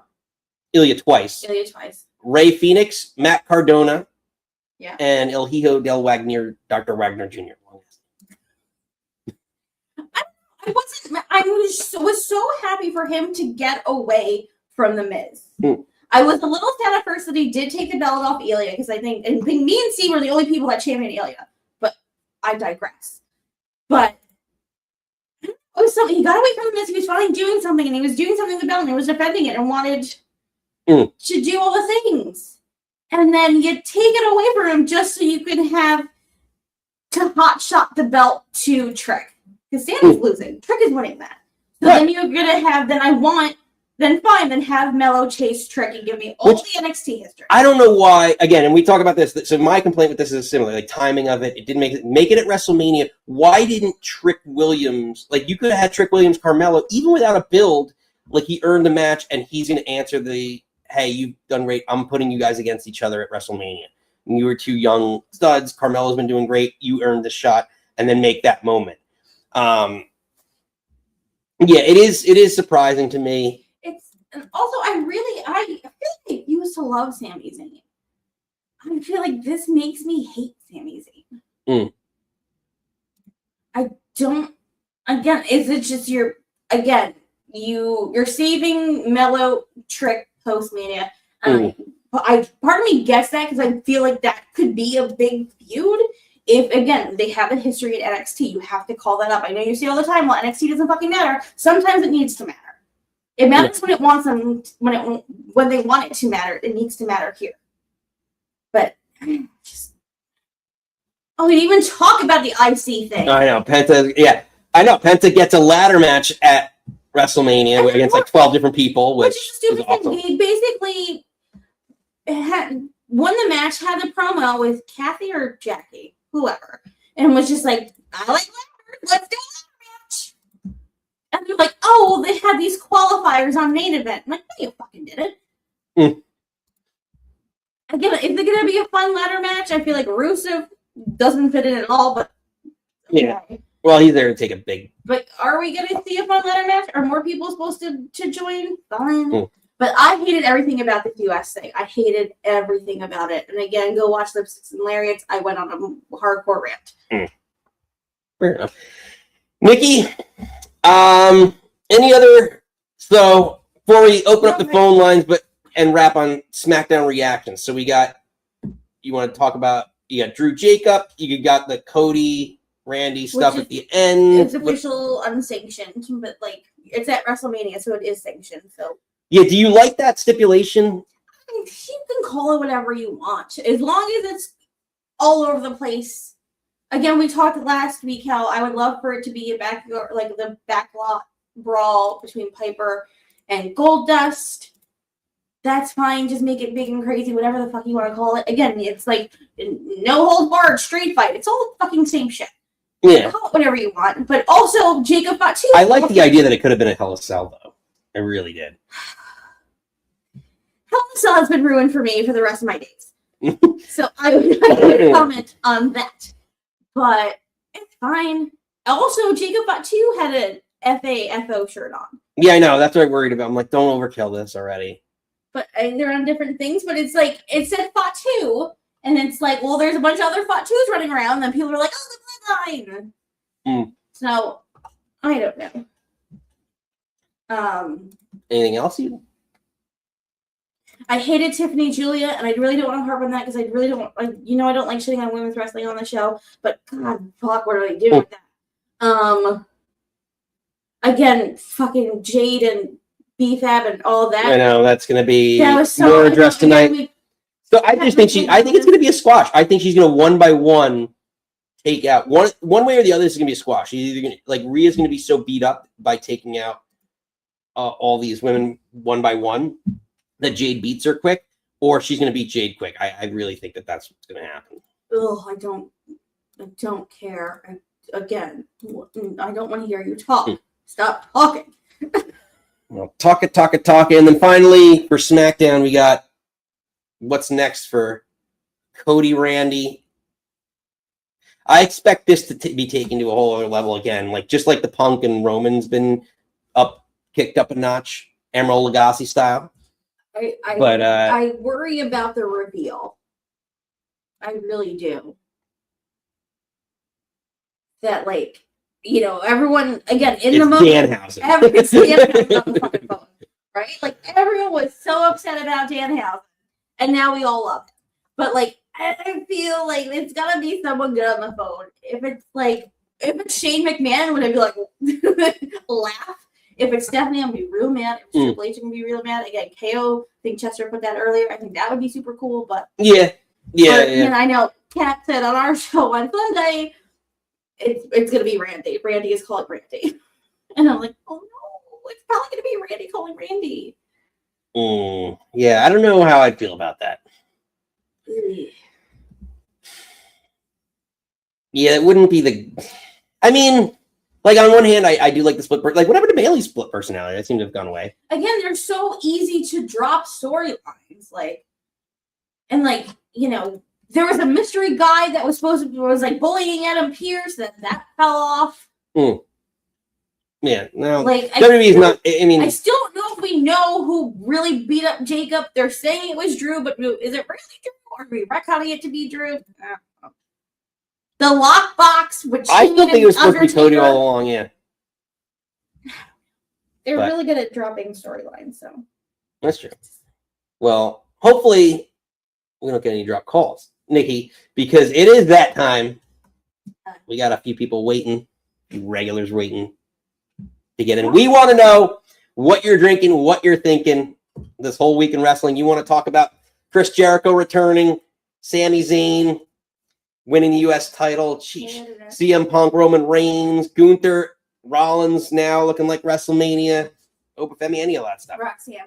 Roxanne. No AJ Bailey. We didn't talk about the vignette that Finn did that I absolutely loved. Yeah, there's a lot. There is a lot, which that's going to be a fun one. I also might be putting together a package for that one for WrestleMania. Don't know. I have a good song idea for it. We'll see. Yeah, because Mr. Brightside hit for some people. Not you. You didn't pop. No, I love that song. You using it for Sami? I'm like. Real quick before we open up the phone lines, you want to get to a quick question from earlier in the show from Steve? What's going to be the final plan for Brock Lesnar for WrestleMania? We know what the final plan is. Yeah, it's with Obafemi. Oh, I'm worried. Oba should go over. I'm worried he's not going to put Oba over. He's Oba. Forever. So we'll see. But Nikki, it is that time. My little blondie, are you ready? I need you to do that one thing. Hit the snare.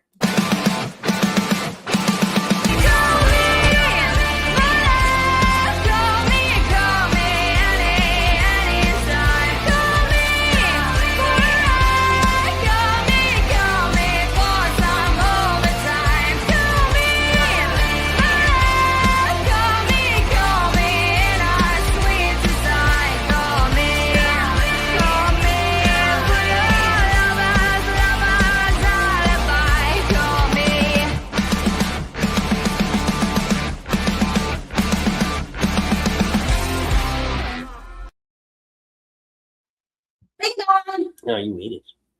You delayed on it. Unbelievable. Cut it out. Get out of here. Anyway, let's start. We haven't heard from him in a while. He's going to correct you on what you were wrong on. I need him to come in correct. Oh, no. I need to. Oh, yeah, I couldn't find a drop of that. That David Arquette from Ready to Rumble, the Spanish line. If you watch Ready to Rumble, it's a very fun wrestling movie, I think. I had a good time with it. I think so. I think it was a good time. Honestly, I don't think I've seen it like beginning to end. Yeah, pretty good one. Pretty good one. But Nikki, let's get it started because you know what brings in viewers? A little bit of sex appeal. So let's bring in the sexy with Magic Mikey. Remember, take care of yourself, love one another, be iconic, and more importantly than anything, you always deserve to finish your story. Mikey! Hello there. Hi. It's so nice to actually not have to be running from work to get here on time. I'm officially on spring break. Thank gosh. Yeah, Mikey's on party mode now. I know. I'm on party mode. This next week of doing nothing is going to be fantastic. And we've made it. We're almost there. This is the last vacation, and then it's just 5 weeks until the end of the school year. So I'm like, we got this. We can do this. Actually, no, 7 weeks. My bad. It's still, yeah.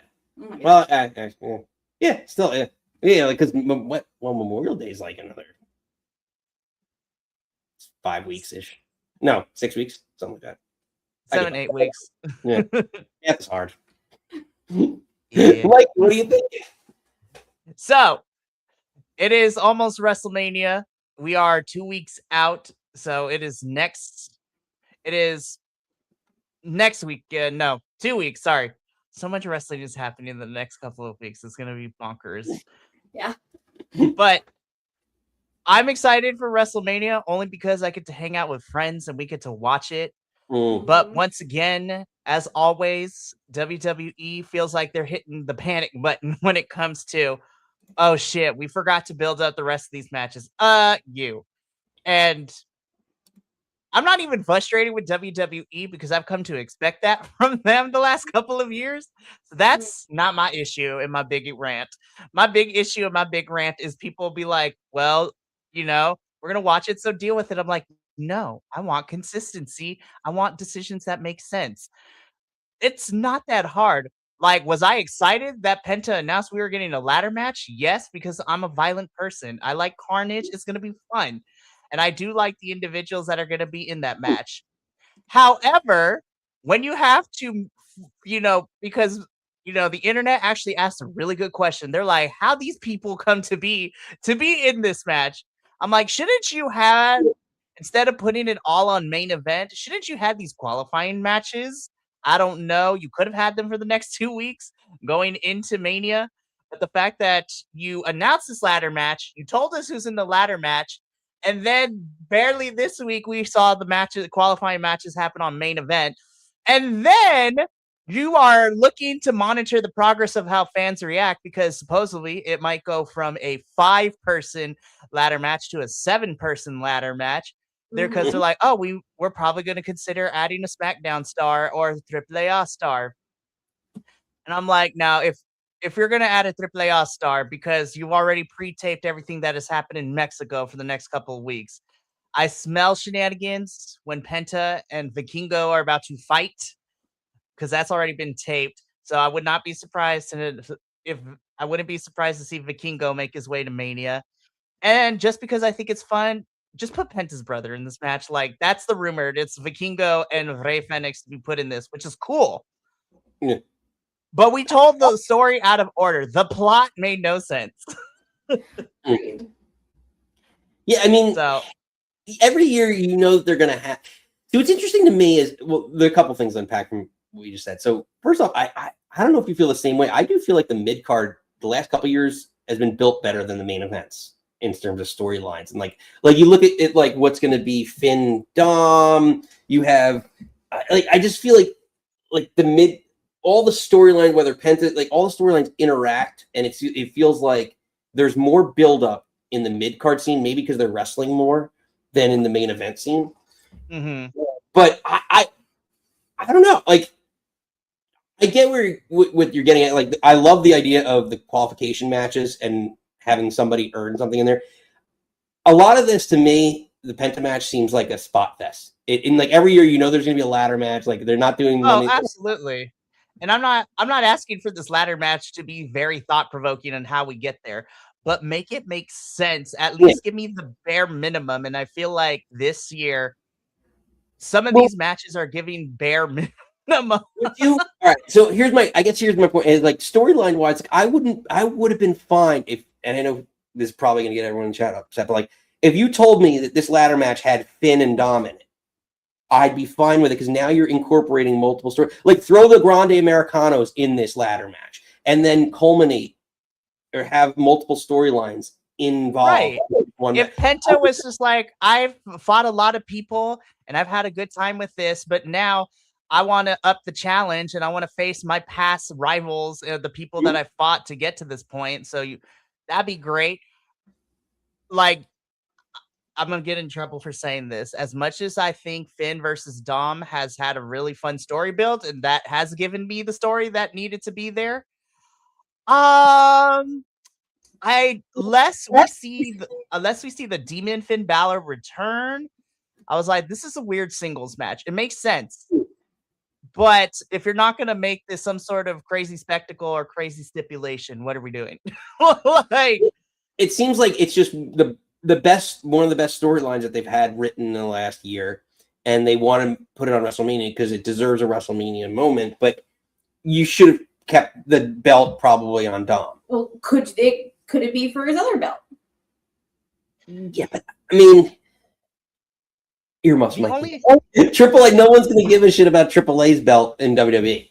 Like, they really don't. They're trying to raise awareness to AAA, but I feel like if you put that on WrestleMania, it's just going to be like, how many years passed, like when Vince did, who the hell did he bring it? Was it the New Japan guys or All Japan for the one Royal Rumble that they had that in like the early 90s? You know what I'm talking about. Oh, dear. We watched it a million times over. And like Jim Cornette had all those guys coming in and stuff like that. Like, it just feels like they're not going to be. This is a property of WWE that they're going to separate and they're trying to give exposure to. Reese But 97. 97. Thanks, Reese. But it seems like it would be diminished. It would get overlooked. It would be potentially a P break match. It wouldn't have as much luster on it. Well, the other thing too is the other thing here is that if you were going to have Finn and Dom be for the AAA Mega Championship, I think you would be right. No one here in the States would care, but also in the weird world that Finn would win that AAA Mega Championship. Now, Dom is like getting booed out the building in Mexico too, but I don't know if that would be a good and a smart move for Finn, because with that Mega Championship, you would have to be able to work in AAA ever so often as well. And I don't know if Finn would receive the same any overreaction, whether it be cheers or boos, because I can tell you this: Mexico fans do not play. They do not play. They will let you know wholeheartedly whether they love you or they hate you. Do you think they should just put that on Ludwig? The crazy thing is, and I said this before, the fact that a gimmick here in the States, and I have gotten over the fact that it's just like you have actual luchadors, but this gimmick is what's working. And the fact that Ludwig has made Grande Americano the thing that it is, to where he is getting cheered in Mexico, is amazing. And I mean, we were teasing the idea of a mask versus mask match at Mania, but it makes more sense that they're looking to plan that for AAA, which, you know, would be fun and everything. But back to what's all started this, the decision making for some of these Mania matches are interesting, to say the least.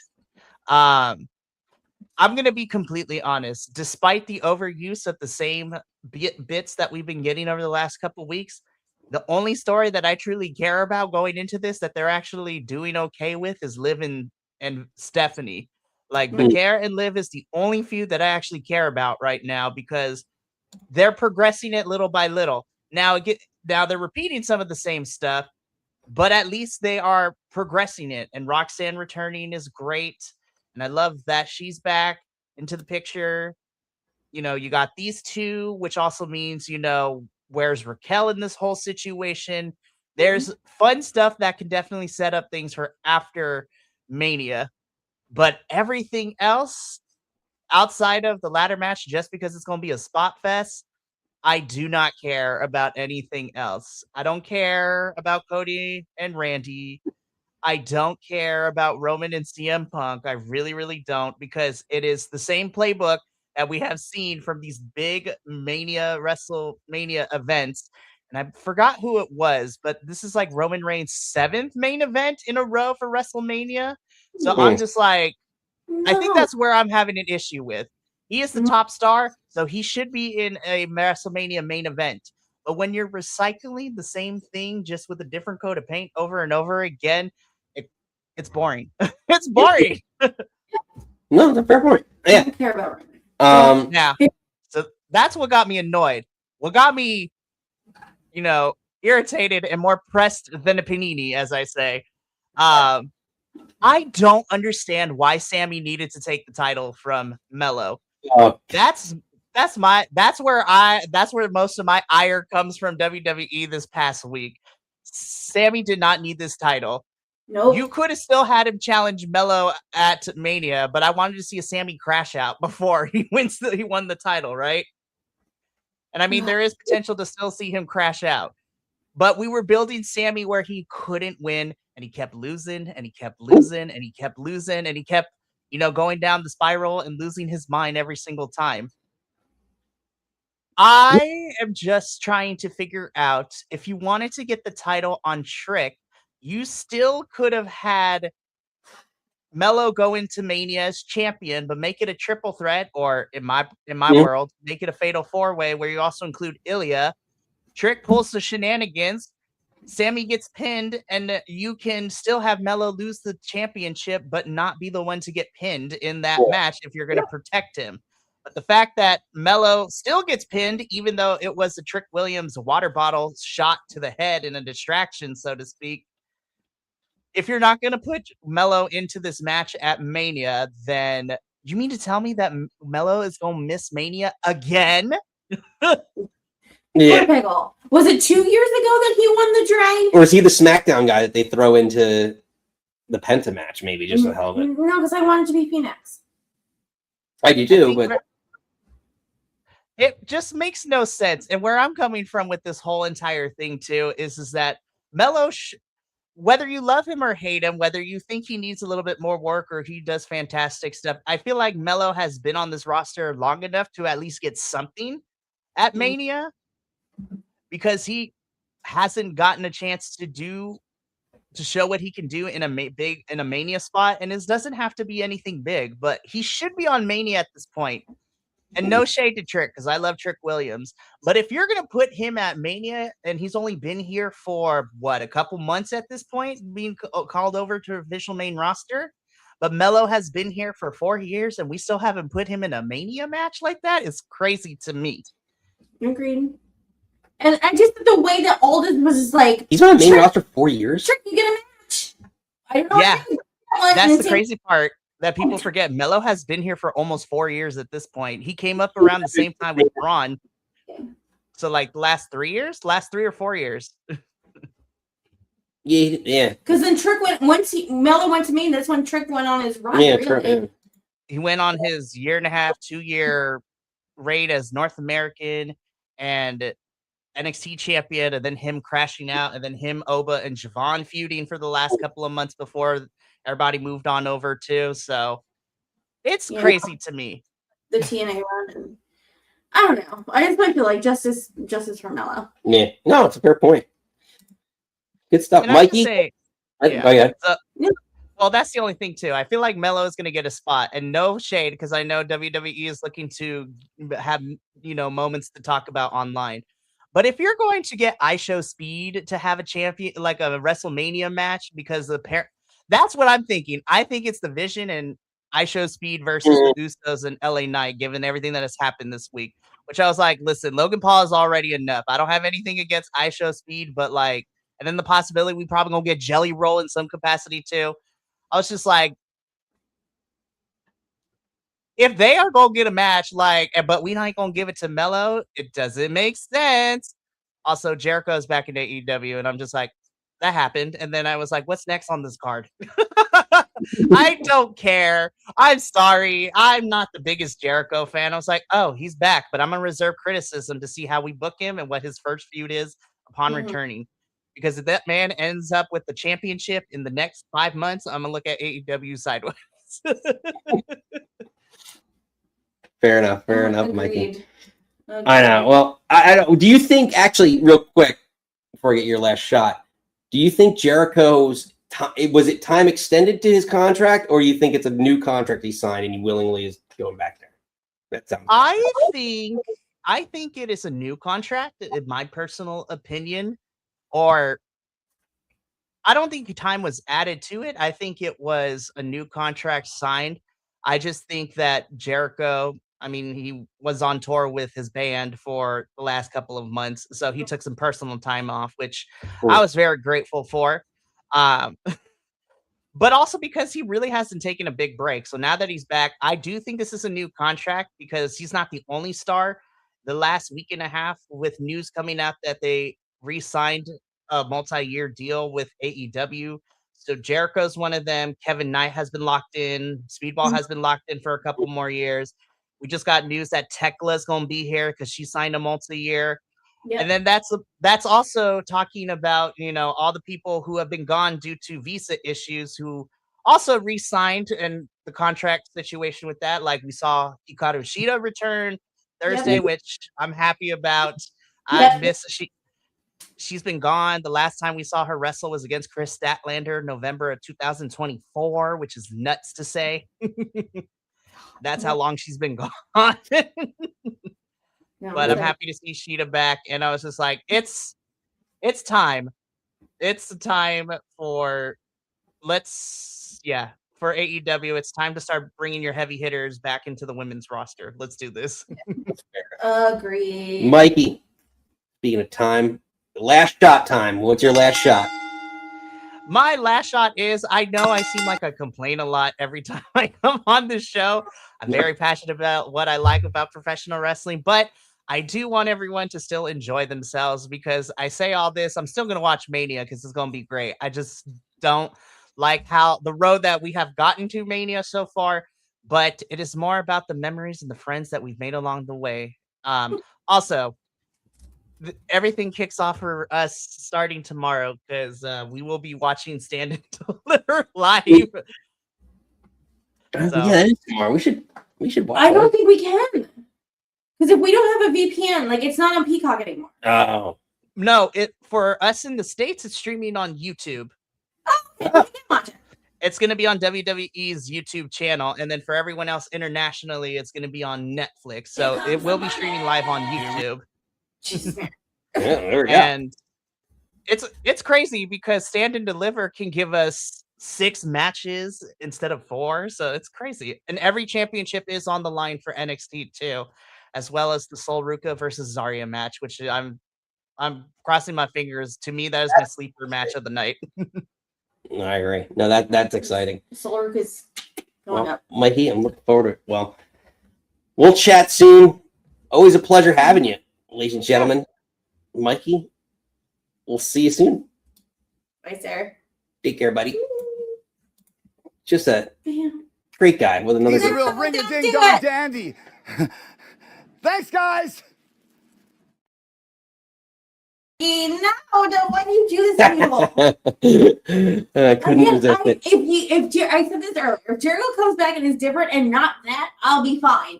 Don't give me that. And Big Bill looks stupid. Well, you know what, Nikki? Yeah, put me on the list.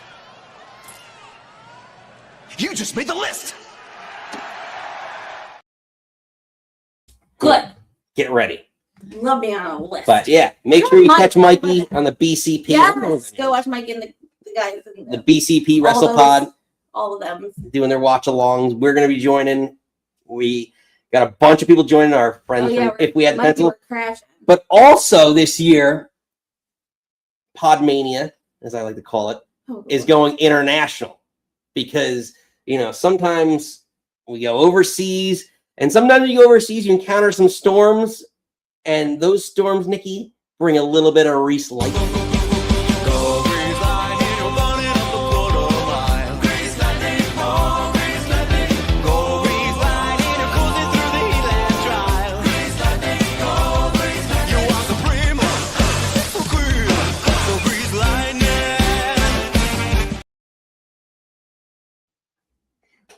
Hello, love. He muted himself. Unmute yourself. Reese. Hello. Oh my goodness.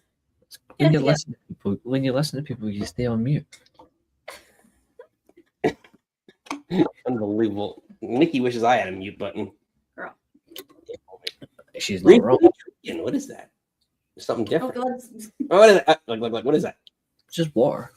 Oh, it's a. Oh, I thought it was. Never mind. I thought it looked like an energy ish, but never mind. What are you thinking? Now he goes, oh, he's mixing. Now you're mixing. I don't know. Weirdo. Listen, this bar we serve whatever you want. I mean, you want gasoline? You go right ahead. No, don't. But anyway, Reese, what are you thinking? I'm thinking that. Love you, babe. It's all good. Yeah, there you go. Hey, let's give you a little round of applause. Welcome to the club. Thursday morning? That's what I was telling you guys about last week. Mm-hmm. Yeah. Thursday morning. I've been processing it. Yeah, everybody's got Listen, most people have ADHD. It's not a big deal. I feel like just now you have better. You can put a name to it. You can make yourself feel better, and you're still gonna be the Reese we know and love. Exactly. So still the same person you were yesterday. The only difference is on the whole test, I scored the highest out of every score you can get. So that's madness. you're really not taking tests. You're just amazing at tests. I'm manic.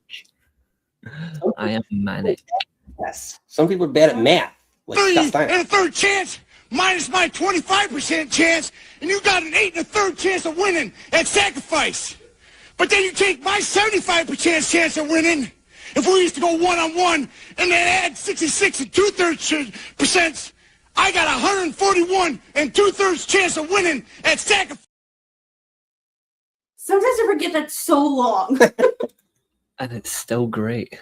Yeah, nothing. Yeah, he is the most intimidating person ever you'll ever be around. No, Nick handed him He has hand sanitizer from the Nick Club, with their logo on it. and I also scared the ever. Understandable. But I digress. Reese, what else you thinking? Right.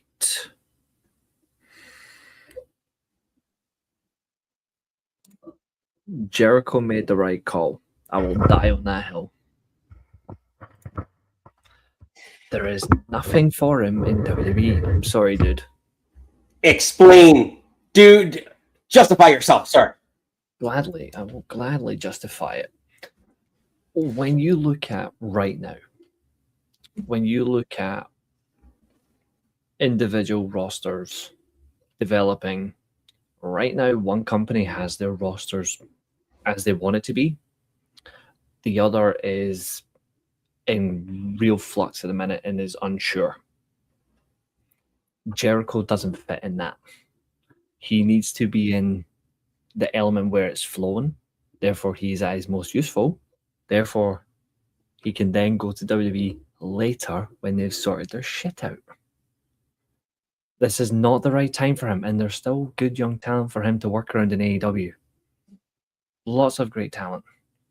At least right now, WWE doesn't need him. But what's the difference? So, all right. So you name a couple, but like, what's the difference from like that and like comparatively to like some of the talent? I think that some people would say is in NXT, right? Like in working. Jericho's not going to NXT. So why would you put single-handedly one of the greatest ever on NXT? That's like telling AJ Styles, well, by the way, you're a former WWE champion. Go and work a match in NXT. No. I'm not saying for like an elongated period of time, but you want to give them like a month, 2 months to try and elevate somebody like a Ricky Starks, whatever he's being going by. Crap, say again? You can't elevate crap. I think Ricky Starks is pretty damn good. I just think his booking hasn't been great and yet. Another person like died in WWE. Like Sorry, bro. The only men's talent I would actually watch Jericho with is Ethan Page. But all right, but that's another example. Like you could still give. He's been world champion in NXT. You could put him in a feud with Ethan Page, right? And it could be great. So to me, like I just think that there's. Well, I just think we don't need it. I feel like considering what's there in AEW right now, and it's not the sense of company bias, it's just the sense of what's actually available. I just look at it in a logical basis. I look at it from a logical basis. There's less chaos in terms of divisions for him to work in with feuds, rather than WWE where they don't know where everyone is right now. You need to think about that in the long term, not just the short term. Therefore, right now, it would be good for WWE just to try and fix up who fits where, because Jericho will eventually come back, and when he does, slot him in where it makes sense. You can't drop him in a minefield.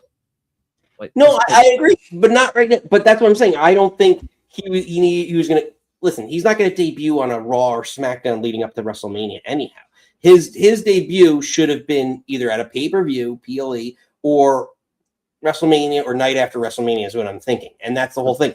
Night after WrestleMania traditionally is a reset. Now you could argue this year it's a little weird because of the way everything's been booked, and with May having 2 PLEs, but still it's still a reset. So for him coming in, everything the storylines theoretically should be, or at least half of them, or more than half, will be reset and scrapped. So like you can reset the whole main event scene, put him on either Raw or SmackDown, and reinvigorate things there.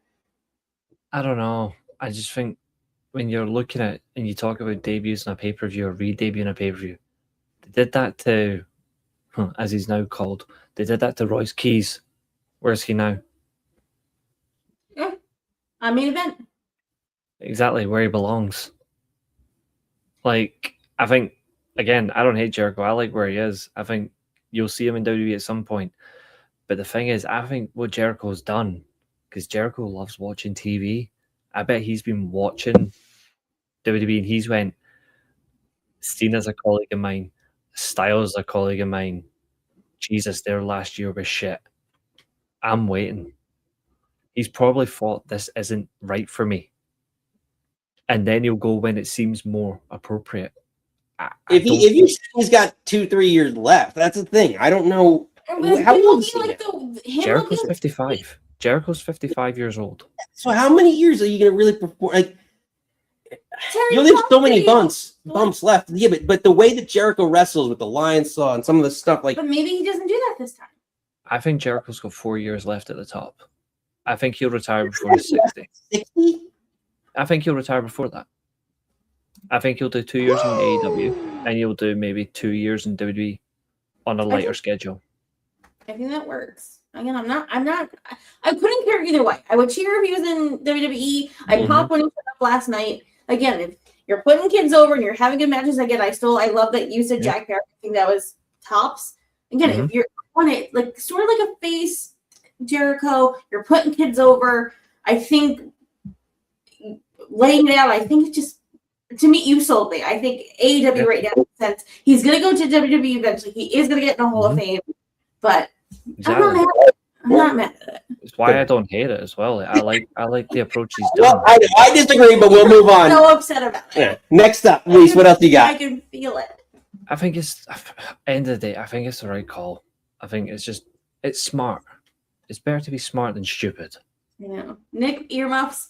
Reese, I agree with you. I'm putting earmuffs on Nick. But anyway, Reese, what else you got? Has Vince Russo got a drug problem? What did he do? Oh, I saw something. He wants to do a partnership with Tony Khan. Oh, I didn't see that. He wants to do what now? Vince Russo wants to link up and do a partnership with Tony Khan. Creatively. No. He tweeted this. Oh, no. I thought he was doing that Gigolo stuff. Wasn't he? Yeah, like JC, JC. He's with me. Yeah, he wants them to link. No. Well, as a promoter, like you would want to link up with the next biggest thing to WWE is AEW and like alternative programming for JCW, which I'm assuming I haven't watched anything of it, but I think I've heard that it's more like not ECW-ish, but like kind of like they basically are like the hardcore indie death match stuff that they are in.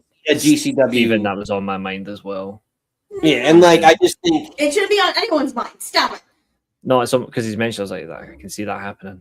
No, I don't want it to. No, Personally, I don't want that. What I want to see is I want AEW to carry on with what they're doing. I like that they're more involved with promotions that actually fit their style. Now, that's kind of funny because JCW is all about extreme and hardcore stuff, but they don't actually do a lot of good wrestling. Whereas Stardom, New Japan, CMLL, Major League Wrestling's what they're linked into as well. They've got stuff with Maple Leaf Wrestling. Congrats to them for their TV deal. It makes sense. JCW can jog the fuck on. So like it makes to me, I don't want to see it. And Vince Russo with Tony Khan, he will ruin Tony Khan's mind. I'm not gonna lie. Some people like to see the world burn. I might be interested in that for like a week. I don't need 6 months of it, but give me like a 2 week. I'm curious to see what he would do. The difference is Vince Russo follows me on social media and on Twitch. I would say all this to his face.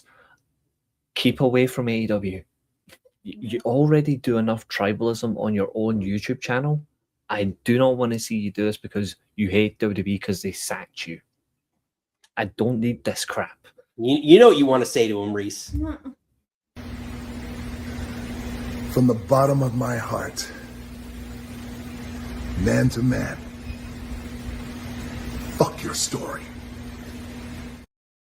I would say a whole lot worse than that, but at least I can officially say it's legalized, so we can't say nothing. I'm not in the mood for it, you know, like it's not, I don't want it, like just keep it away. Like there's something I bet even Stephen wasn't going to bring up, so I've probably beaten him to that. Interesting. But yeah, interesting enough. Well, we'll see. We'll see. Can't go through it. But Reese, before we let you get out of here, last shot. I got two that make sense. No. So number one, TNA is dead. They are just being bang gone. They're dead. Bye. And good night, bang. I want nothing to do with them anymore. Like I'm done. After last night, that's it. I'm done. I'm sticking to the classics of that company. So Anything new can fuck off. Official. Race is done with TNA. Yeah, I'm done. But I won't watch again. Just making sure. Yeah, I'm done. I'm just watching the old stuff for TNA now. I'm not watching anything new. It can jog the fuck on. And what are you saying? What are you saying? No, he put the little thing. You're thinking it's TNA because it's total nonstop action. Yeah, you were not an ampersand. I liked why you done it though. I liked why you done it. It makes sense. Yeah, no. I'll get out of here, you broke. I mean, to be fair, that's fair. That's why I like it. Yeah, in terms of going forward, I'll be surprised if I watch an episode. Honestly, I'll be surprised because I just hate the creative. I hate the nonsensical stuff. I hate what happened last night. It set me over the edge. Do you think AMC ruined it for you, or you think we're going down this hill regardless? Oh, it's those above. It's Cuckold Silva. It's Tommy Dreamer. It's Delirious. It's these idiotic fans that are loving this crap when someone like me has to suffer it. And I can't take it anymore. I can't keep fighting the flag for this is what TNA was. Now it's utter horseshit. Like, I feel like I'm watching... What's the nicest way to say it? It's like watching that film you've been waiting for, and it turns out to be just as good as WrestlePalooza.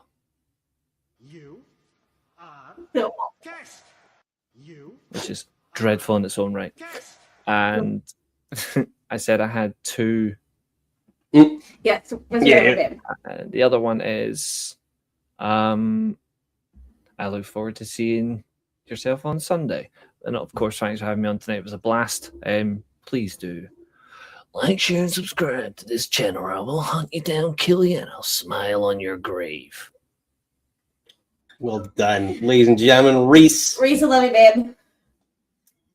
Bit of a clever answer, but yeah, just another great call. It's banger after banger after banger. All right, Nikki. Yeah. There's some good stuff. Don't bury the leads. Our friends there. Yeah, friends. Haven't heard of it yet. I'm sure there's some conflicting opinions on that. I know he doesn't have to play this. Well, you know what? Let's get right to it because he might offer a little bit of a different opinion. Say his name and he appears. I believe in Steven.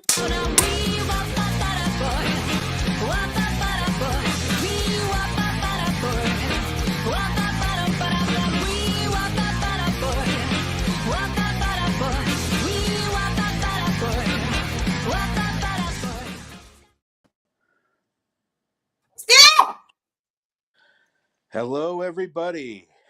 I love it. Yeah, do you get it? Do you get it?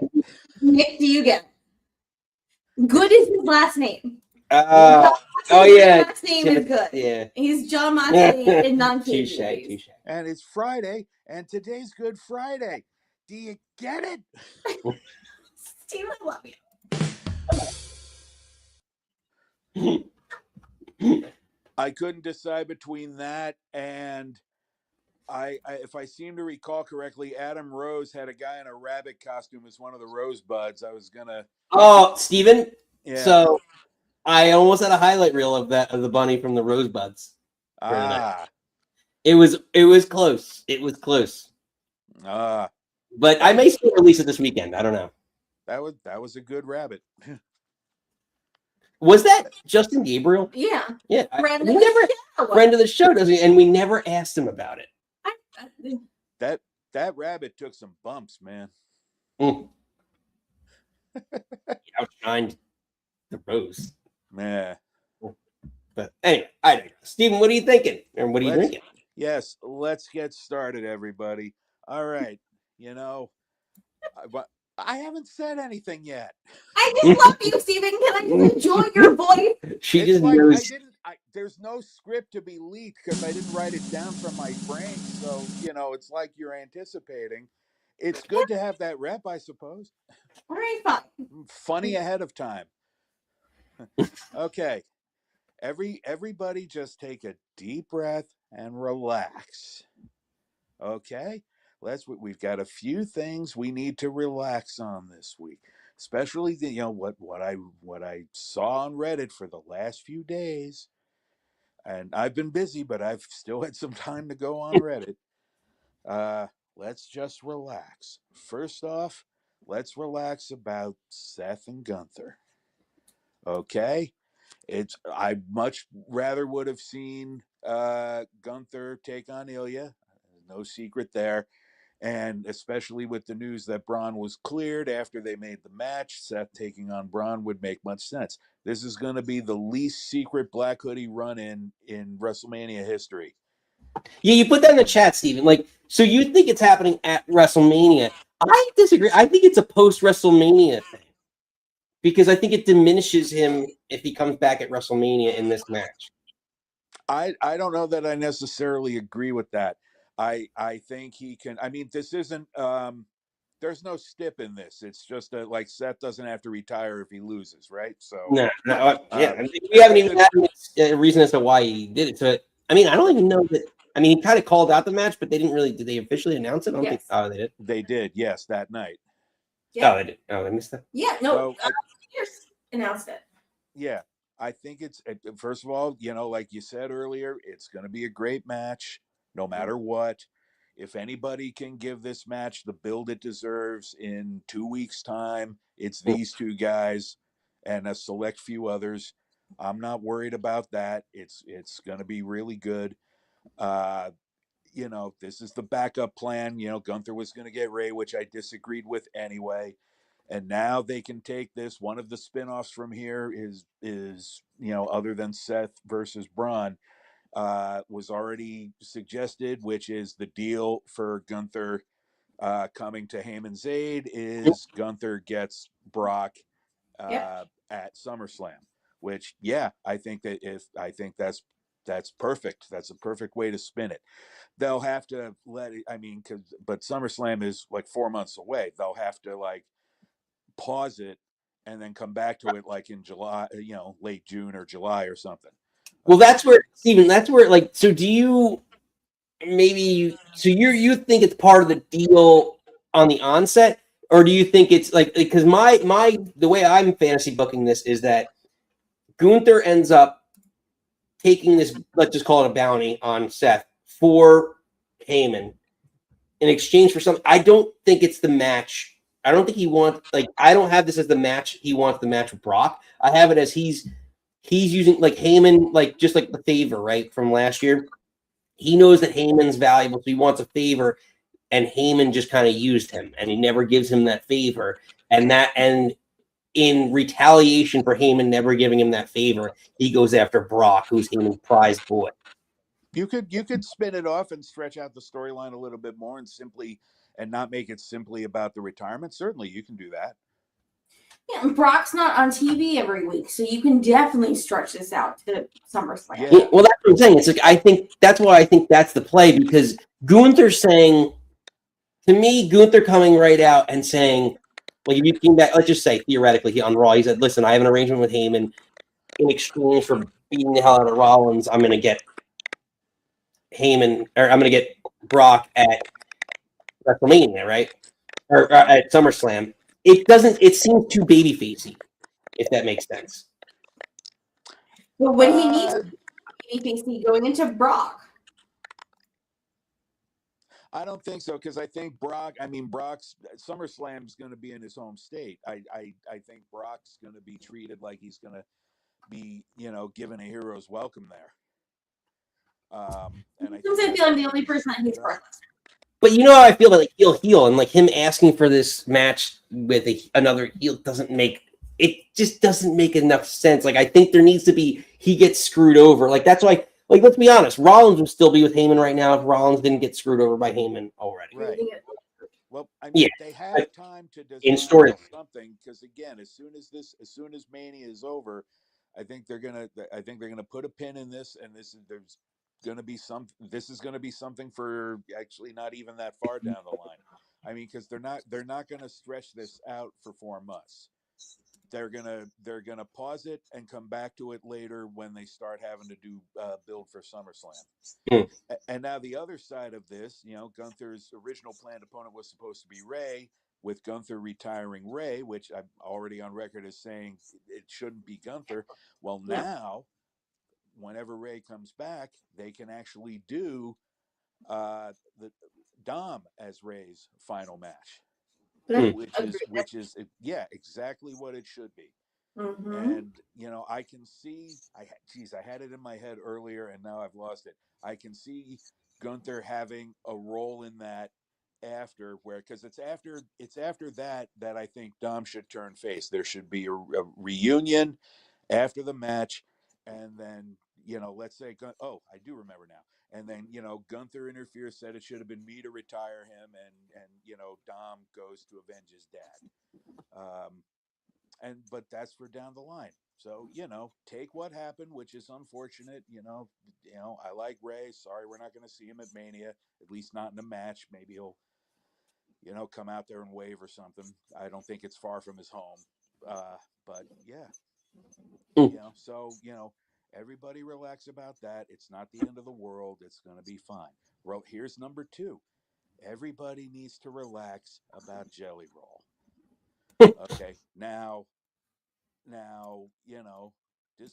just for disclosure, there he is. I am not a fan of Jelly Roll. I think I know maybe one song of his, maybe 2, that cover he comes out to. I heard the first Jelly Roll song of my life the other day when Nikki and I were driving. She's like, "This is Jelly Roll." I'm like, "Really?" Yeah. Yeah. Yeah. I mean, not my thing. That's it. I mean, by all accounts, he's getting along. He's getting along with everybody backstage. He's very respectful of the business. They applaud him for being a hard worker, and okay, he was on this past SmackDown a lot. Well, for what they're fucking paying him, he better be on fucking SmackDown a lot. For the bag I'm sure he's getting. But just for everybody to relax about that, look, it's a couple of weeks to Mania. Maybe you'll see him the Raw after Mania. After that, he's going to be gone for a while. I don't think he'll be gone for good. I think they'll bring him back out. But I mean, he's doing a big stadium tour this summer, actually starting next month, and co-headlining stadium tour, and he's gonna be gone for a while. And you know they do celebrity matches or at least celebrity involvement pretty much every year. You know, he'll be gone in a couple of weeks for a while. I wouldn't even grind my gears about that. You know, and I'd rather him than some other. Like honestly, I'd rather him than Ash Speed. I get the celebrity, I know the celebrity. I just feel like the promos backstage is he's talking like him and Cody and Randy have been best friends since they were in kindergarten. Like that, I'm just like, okay, that grinds me a little bit. But like, I'm not mad that he's there. Like, I get the celebrity. He went on tour. Randy went on tour with him. He opened. It's like every single WrestleMania. I know there's going to be celebrity. I'm not mad at the celebrity. I'm just mad that how you're inserting him. And the closing shot of SmackDown shouldn't have been like Cody cradling Jelly Roll. Again, like Randy Cody does not need Jelly Roll. Does not need SmackDown. That sounds actually the way you put it very romantic. Cradling Jelly Roll in his arms. What have they done to you, my boy? Oh, the horror. Strokes his hair, Basically. Fair. I will have my revenge. Oh yes, I will. Keep on that tonight, by the way. It's like not this blood feud you've been together for 20 years. It's like I have to avenge the jelly. He's there to bring eyes from Gen Pop back to Mania. He's serving his purpose. I would have rather, if they were only going to pick one, looks like they're going to have two. I show Speed with a 9 figures worth of followers. Yeah, I guess you can kind of call him a celebrity. But I would have rather it been Bad Bunny because I was kind of getting hyped for a one-on-one versus Bad Bunny and Logan Paul. All right, another time. Bad Bunny, I'm convinced will be back at some point. But I saw the just let's not get our panties in a bunch over fucking Jelly Roll. He'll be gone for a little while. You'll probably see him back at SummerSlam for a bit. It's fine. It's fine. And he's really not that bad. Obviously needs work, but the ending of his match I thought was very, very scripted, but I think it's the opposite of that. Like, it makes me love Kit Wilson so much more that they're trusting Kit to wrestle your celebrity that they obviously spent money and obviously want to protect, and then Kit fucking sold for him. And maybe I'm just a massive Kit fan, but kudos to Kit Wilson for carrying that match in the ring. Nice work one-on-one. No. And finally, we really need to relax about Sami Zayn. Okay? Like for this one, like you really need, like everybody needs like a Valium enema on this one, okay? Settle down. Which maybe later I might go get one. Yes!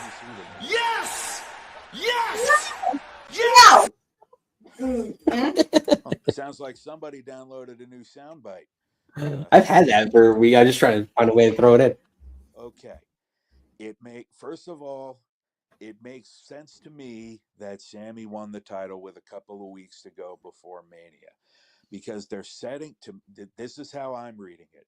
It's a couple of different things. Number one, they're setting up Sami for his year-long storyline where he snaps, turns heel, and redeems himself in time for Mania next year. And it's much more effective to have him lose something that he had than to lose a match to win something that he didn't have going in. And he's the one who has to take the fall. He's the one who has to take the fall, and it all starts on whatever night his match is, when he loses. And then, you want to start him crashing out the next night or the next SmackDown, that's fine. But that's where it all begins. So to me, this makes sense that in terms of the storyline that he won the belt now. And the other thing is he's more of a marketable name right now between the two. Between him and Trick, this is honestly going to be most likely Trick's coronation. I don't know about a double turn. I've heard stories about that. A double turn during the match, maybe. We'll have to see. But everybody worried about Mello losing his spot. They're gonna add Mello to the match. If not tonight, it's 10 minutes into the show. They may have even done it already. Mello will be included in the match. He's not losing a spot. They may even add Ilya now that we know he's not going to wrestle Gunther. So nobody's losing their spot. To anybody calling him Sammy Hogan, which I've seen a shit ton of over the last few days. It was in the chat somewhere. Reese or Cat? I'm pretty sure it was Reese. If Sammy really was that effective of a politicker backstage, don't you think he'd have a much higher place on the card than going for a mid-level title? I mean, so I would think he would want more for himself if not only he could, but he'd be better at it, so I put, I'm sure he submits ideas for his booking just like everybody else does backstage. I know he's the one who suggested that he lose the title to Ilya when Ilya comes back, or came back in September.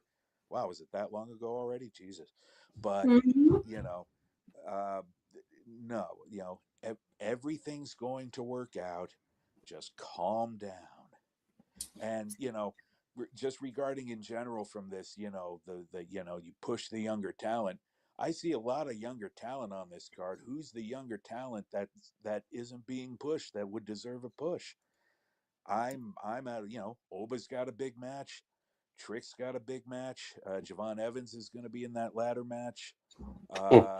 Mello and Trick are only 31. If that's where you want to put the dividing line, Dom, I think, is that age. Half of the women's talent that's on the card is, young.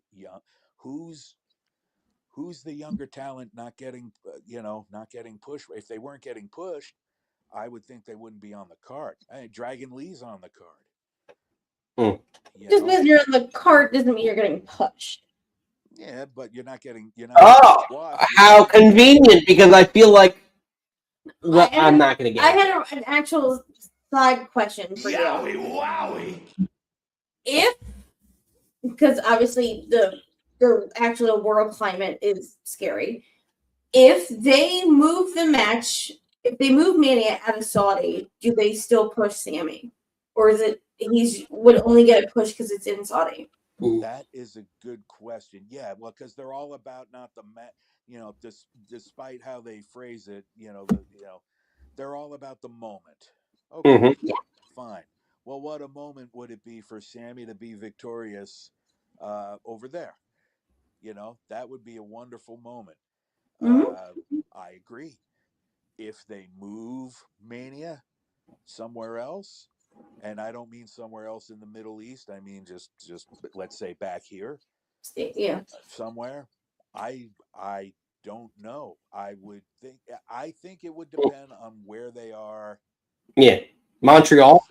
Where they are. No, well, not where they are, where the show is physically, but where they are in terms of the storyline. How far deep into it they are, how far ahead of time or not ahead of time before they move the show. True. I don't know. I mean, there's a good variable. I think they are just plowing ahead as if nothing's going to change, because I mean that's a year from now, and a lot of things can change in a year out of your control.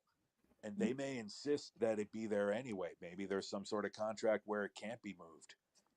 Who knows? I mean, we don't know. Yeah, but we'll have to see. But the things currently, the level that things are currently at over there, may completely change and calm back down to their normal psychotic level instead of the elevated psychotic level over there. I'm just saying, don't, don't worry. I mean, don't just relax about Sami, okay? It's gonna be fine. And we already know it's gonna be a good match. I understand people don't like Sami, or at least Sami is currently constituted. Just relax. Fair enough, Well, Steven. then we want to have a show, Steven. I'm thinking upset about something. I understand that. Well, I'm here to bring everybody back down to earth with these logical, measured, reasonable stances. I know, how dare I? But your calm tone and your reasonable action. I know. You're getting me all allergic to your reasonable thing. And I haven't even had any edibles. Unbelievable. Well, Steven. Yeah. Well, that's when I know you're cut off, sir. It's a pleasure always having you, but you, sir, are cut off. Happy Easter, one and all. Steven out of control. I know, he needs to cut it out. Get out of here. He's cut off. Go to bed. Go to bed. Things are unbelievable. But it's been a fun one, and we were bleeding over into SmackDown as it's just a standard now. We don't care. We have fun with all of you, and we love chatting wrestling with all of you. We are back here next Friday, 6 p.m. Eastern time. Nikki, we are cruising along as we head towards WrestleMania. I'm going to put my windows down and cruise with you.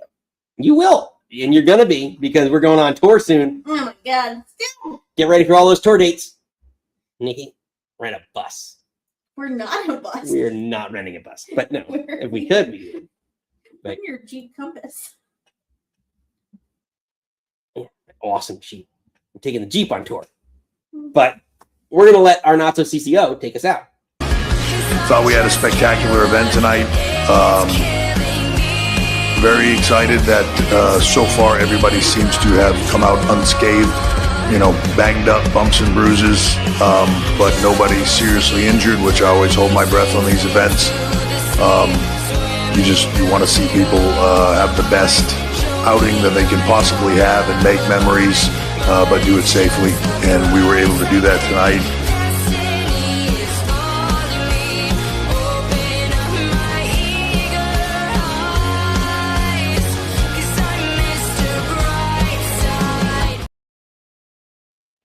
Nikki, yeah, Mr. Brightside, taking us out. Yeah. You not have to go home. But you can't stay here. Goodbye.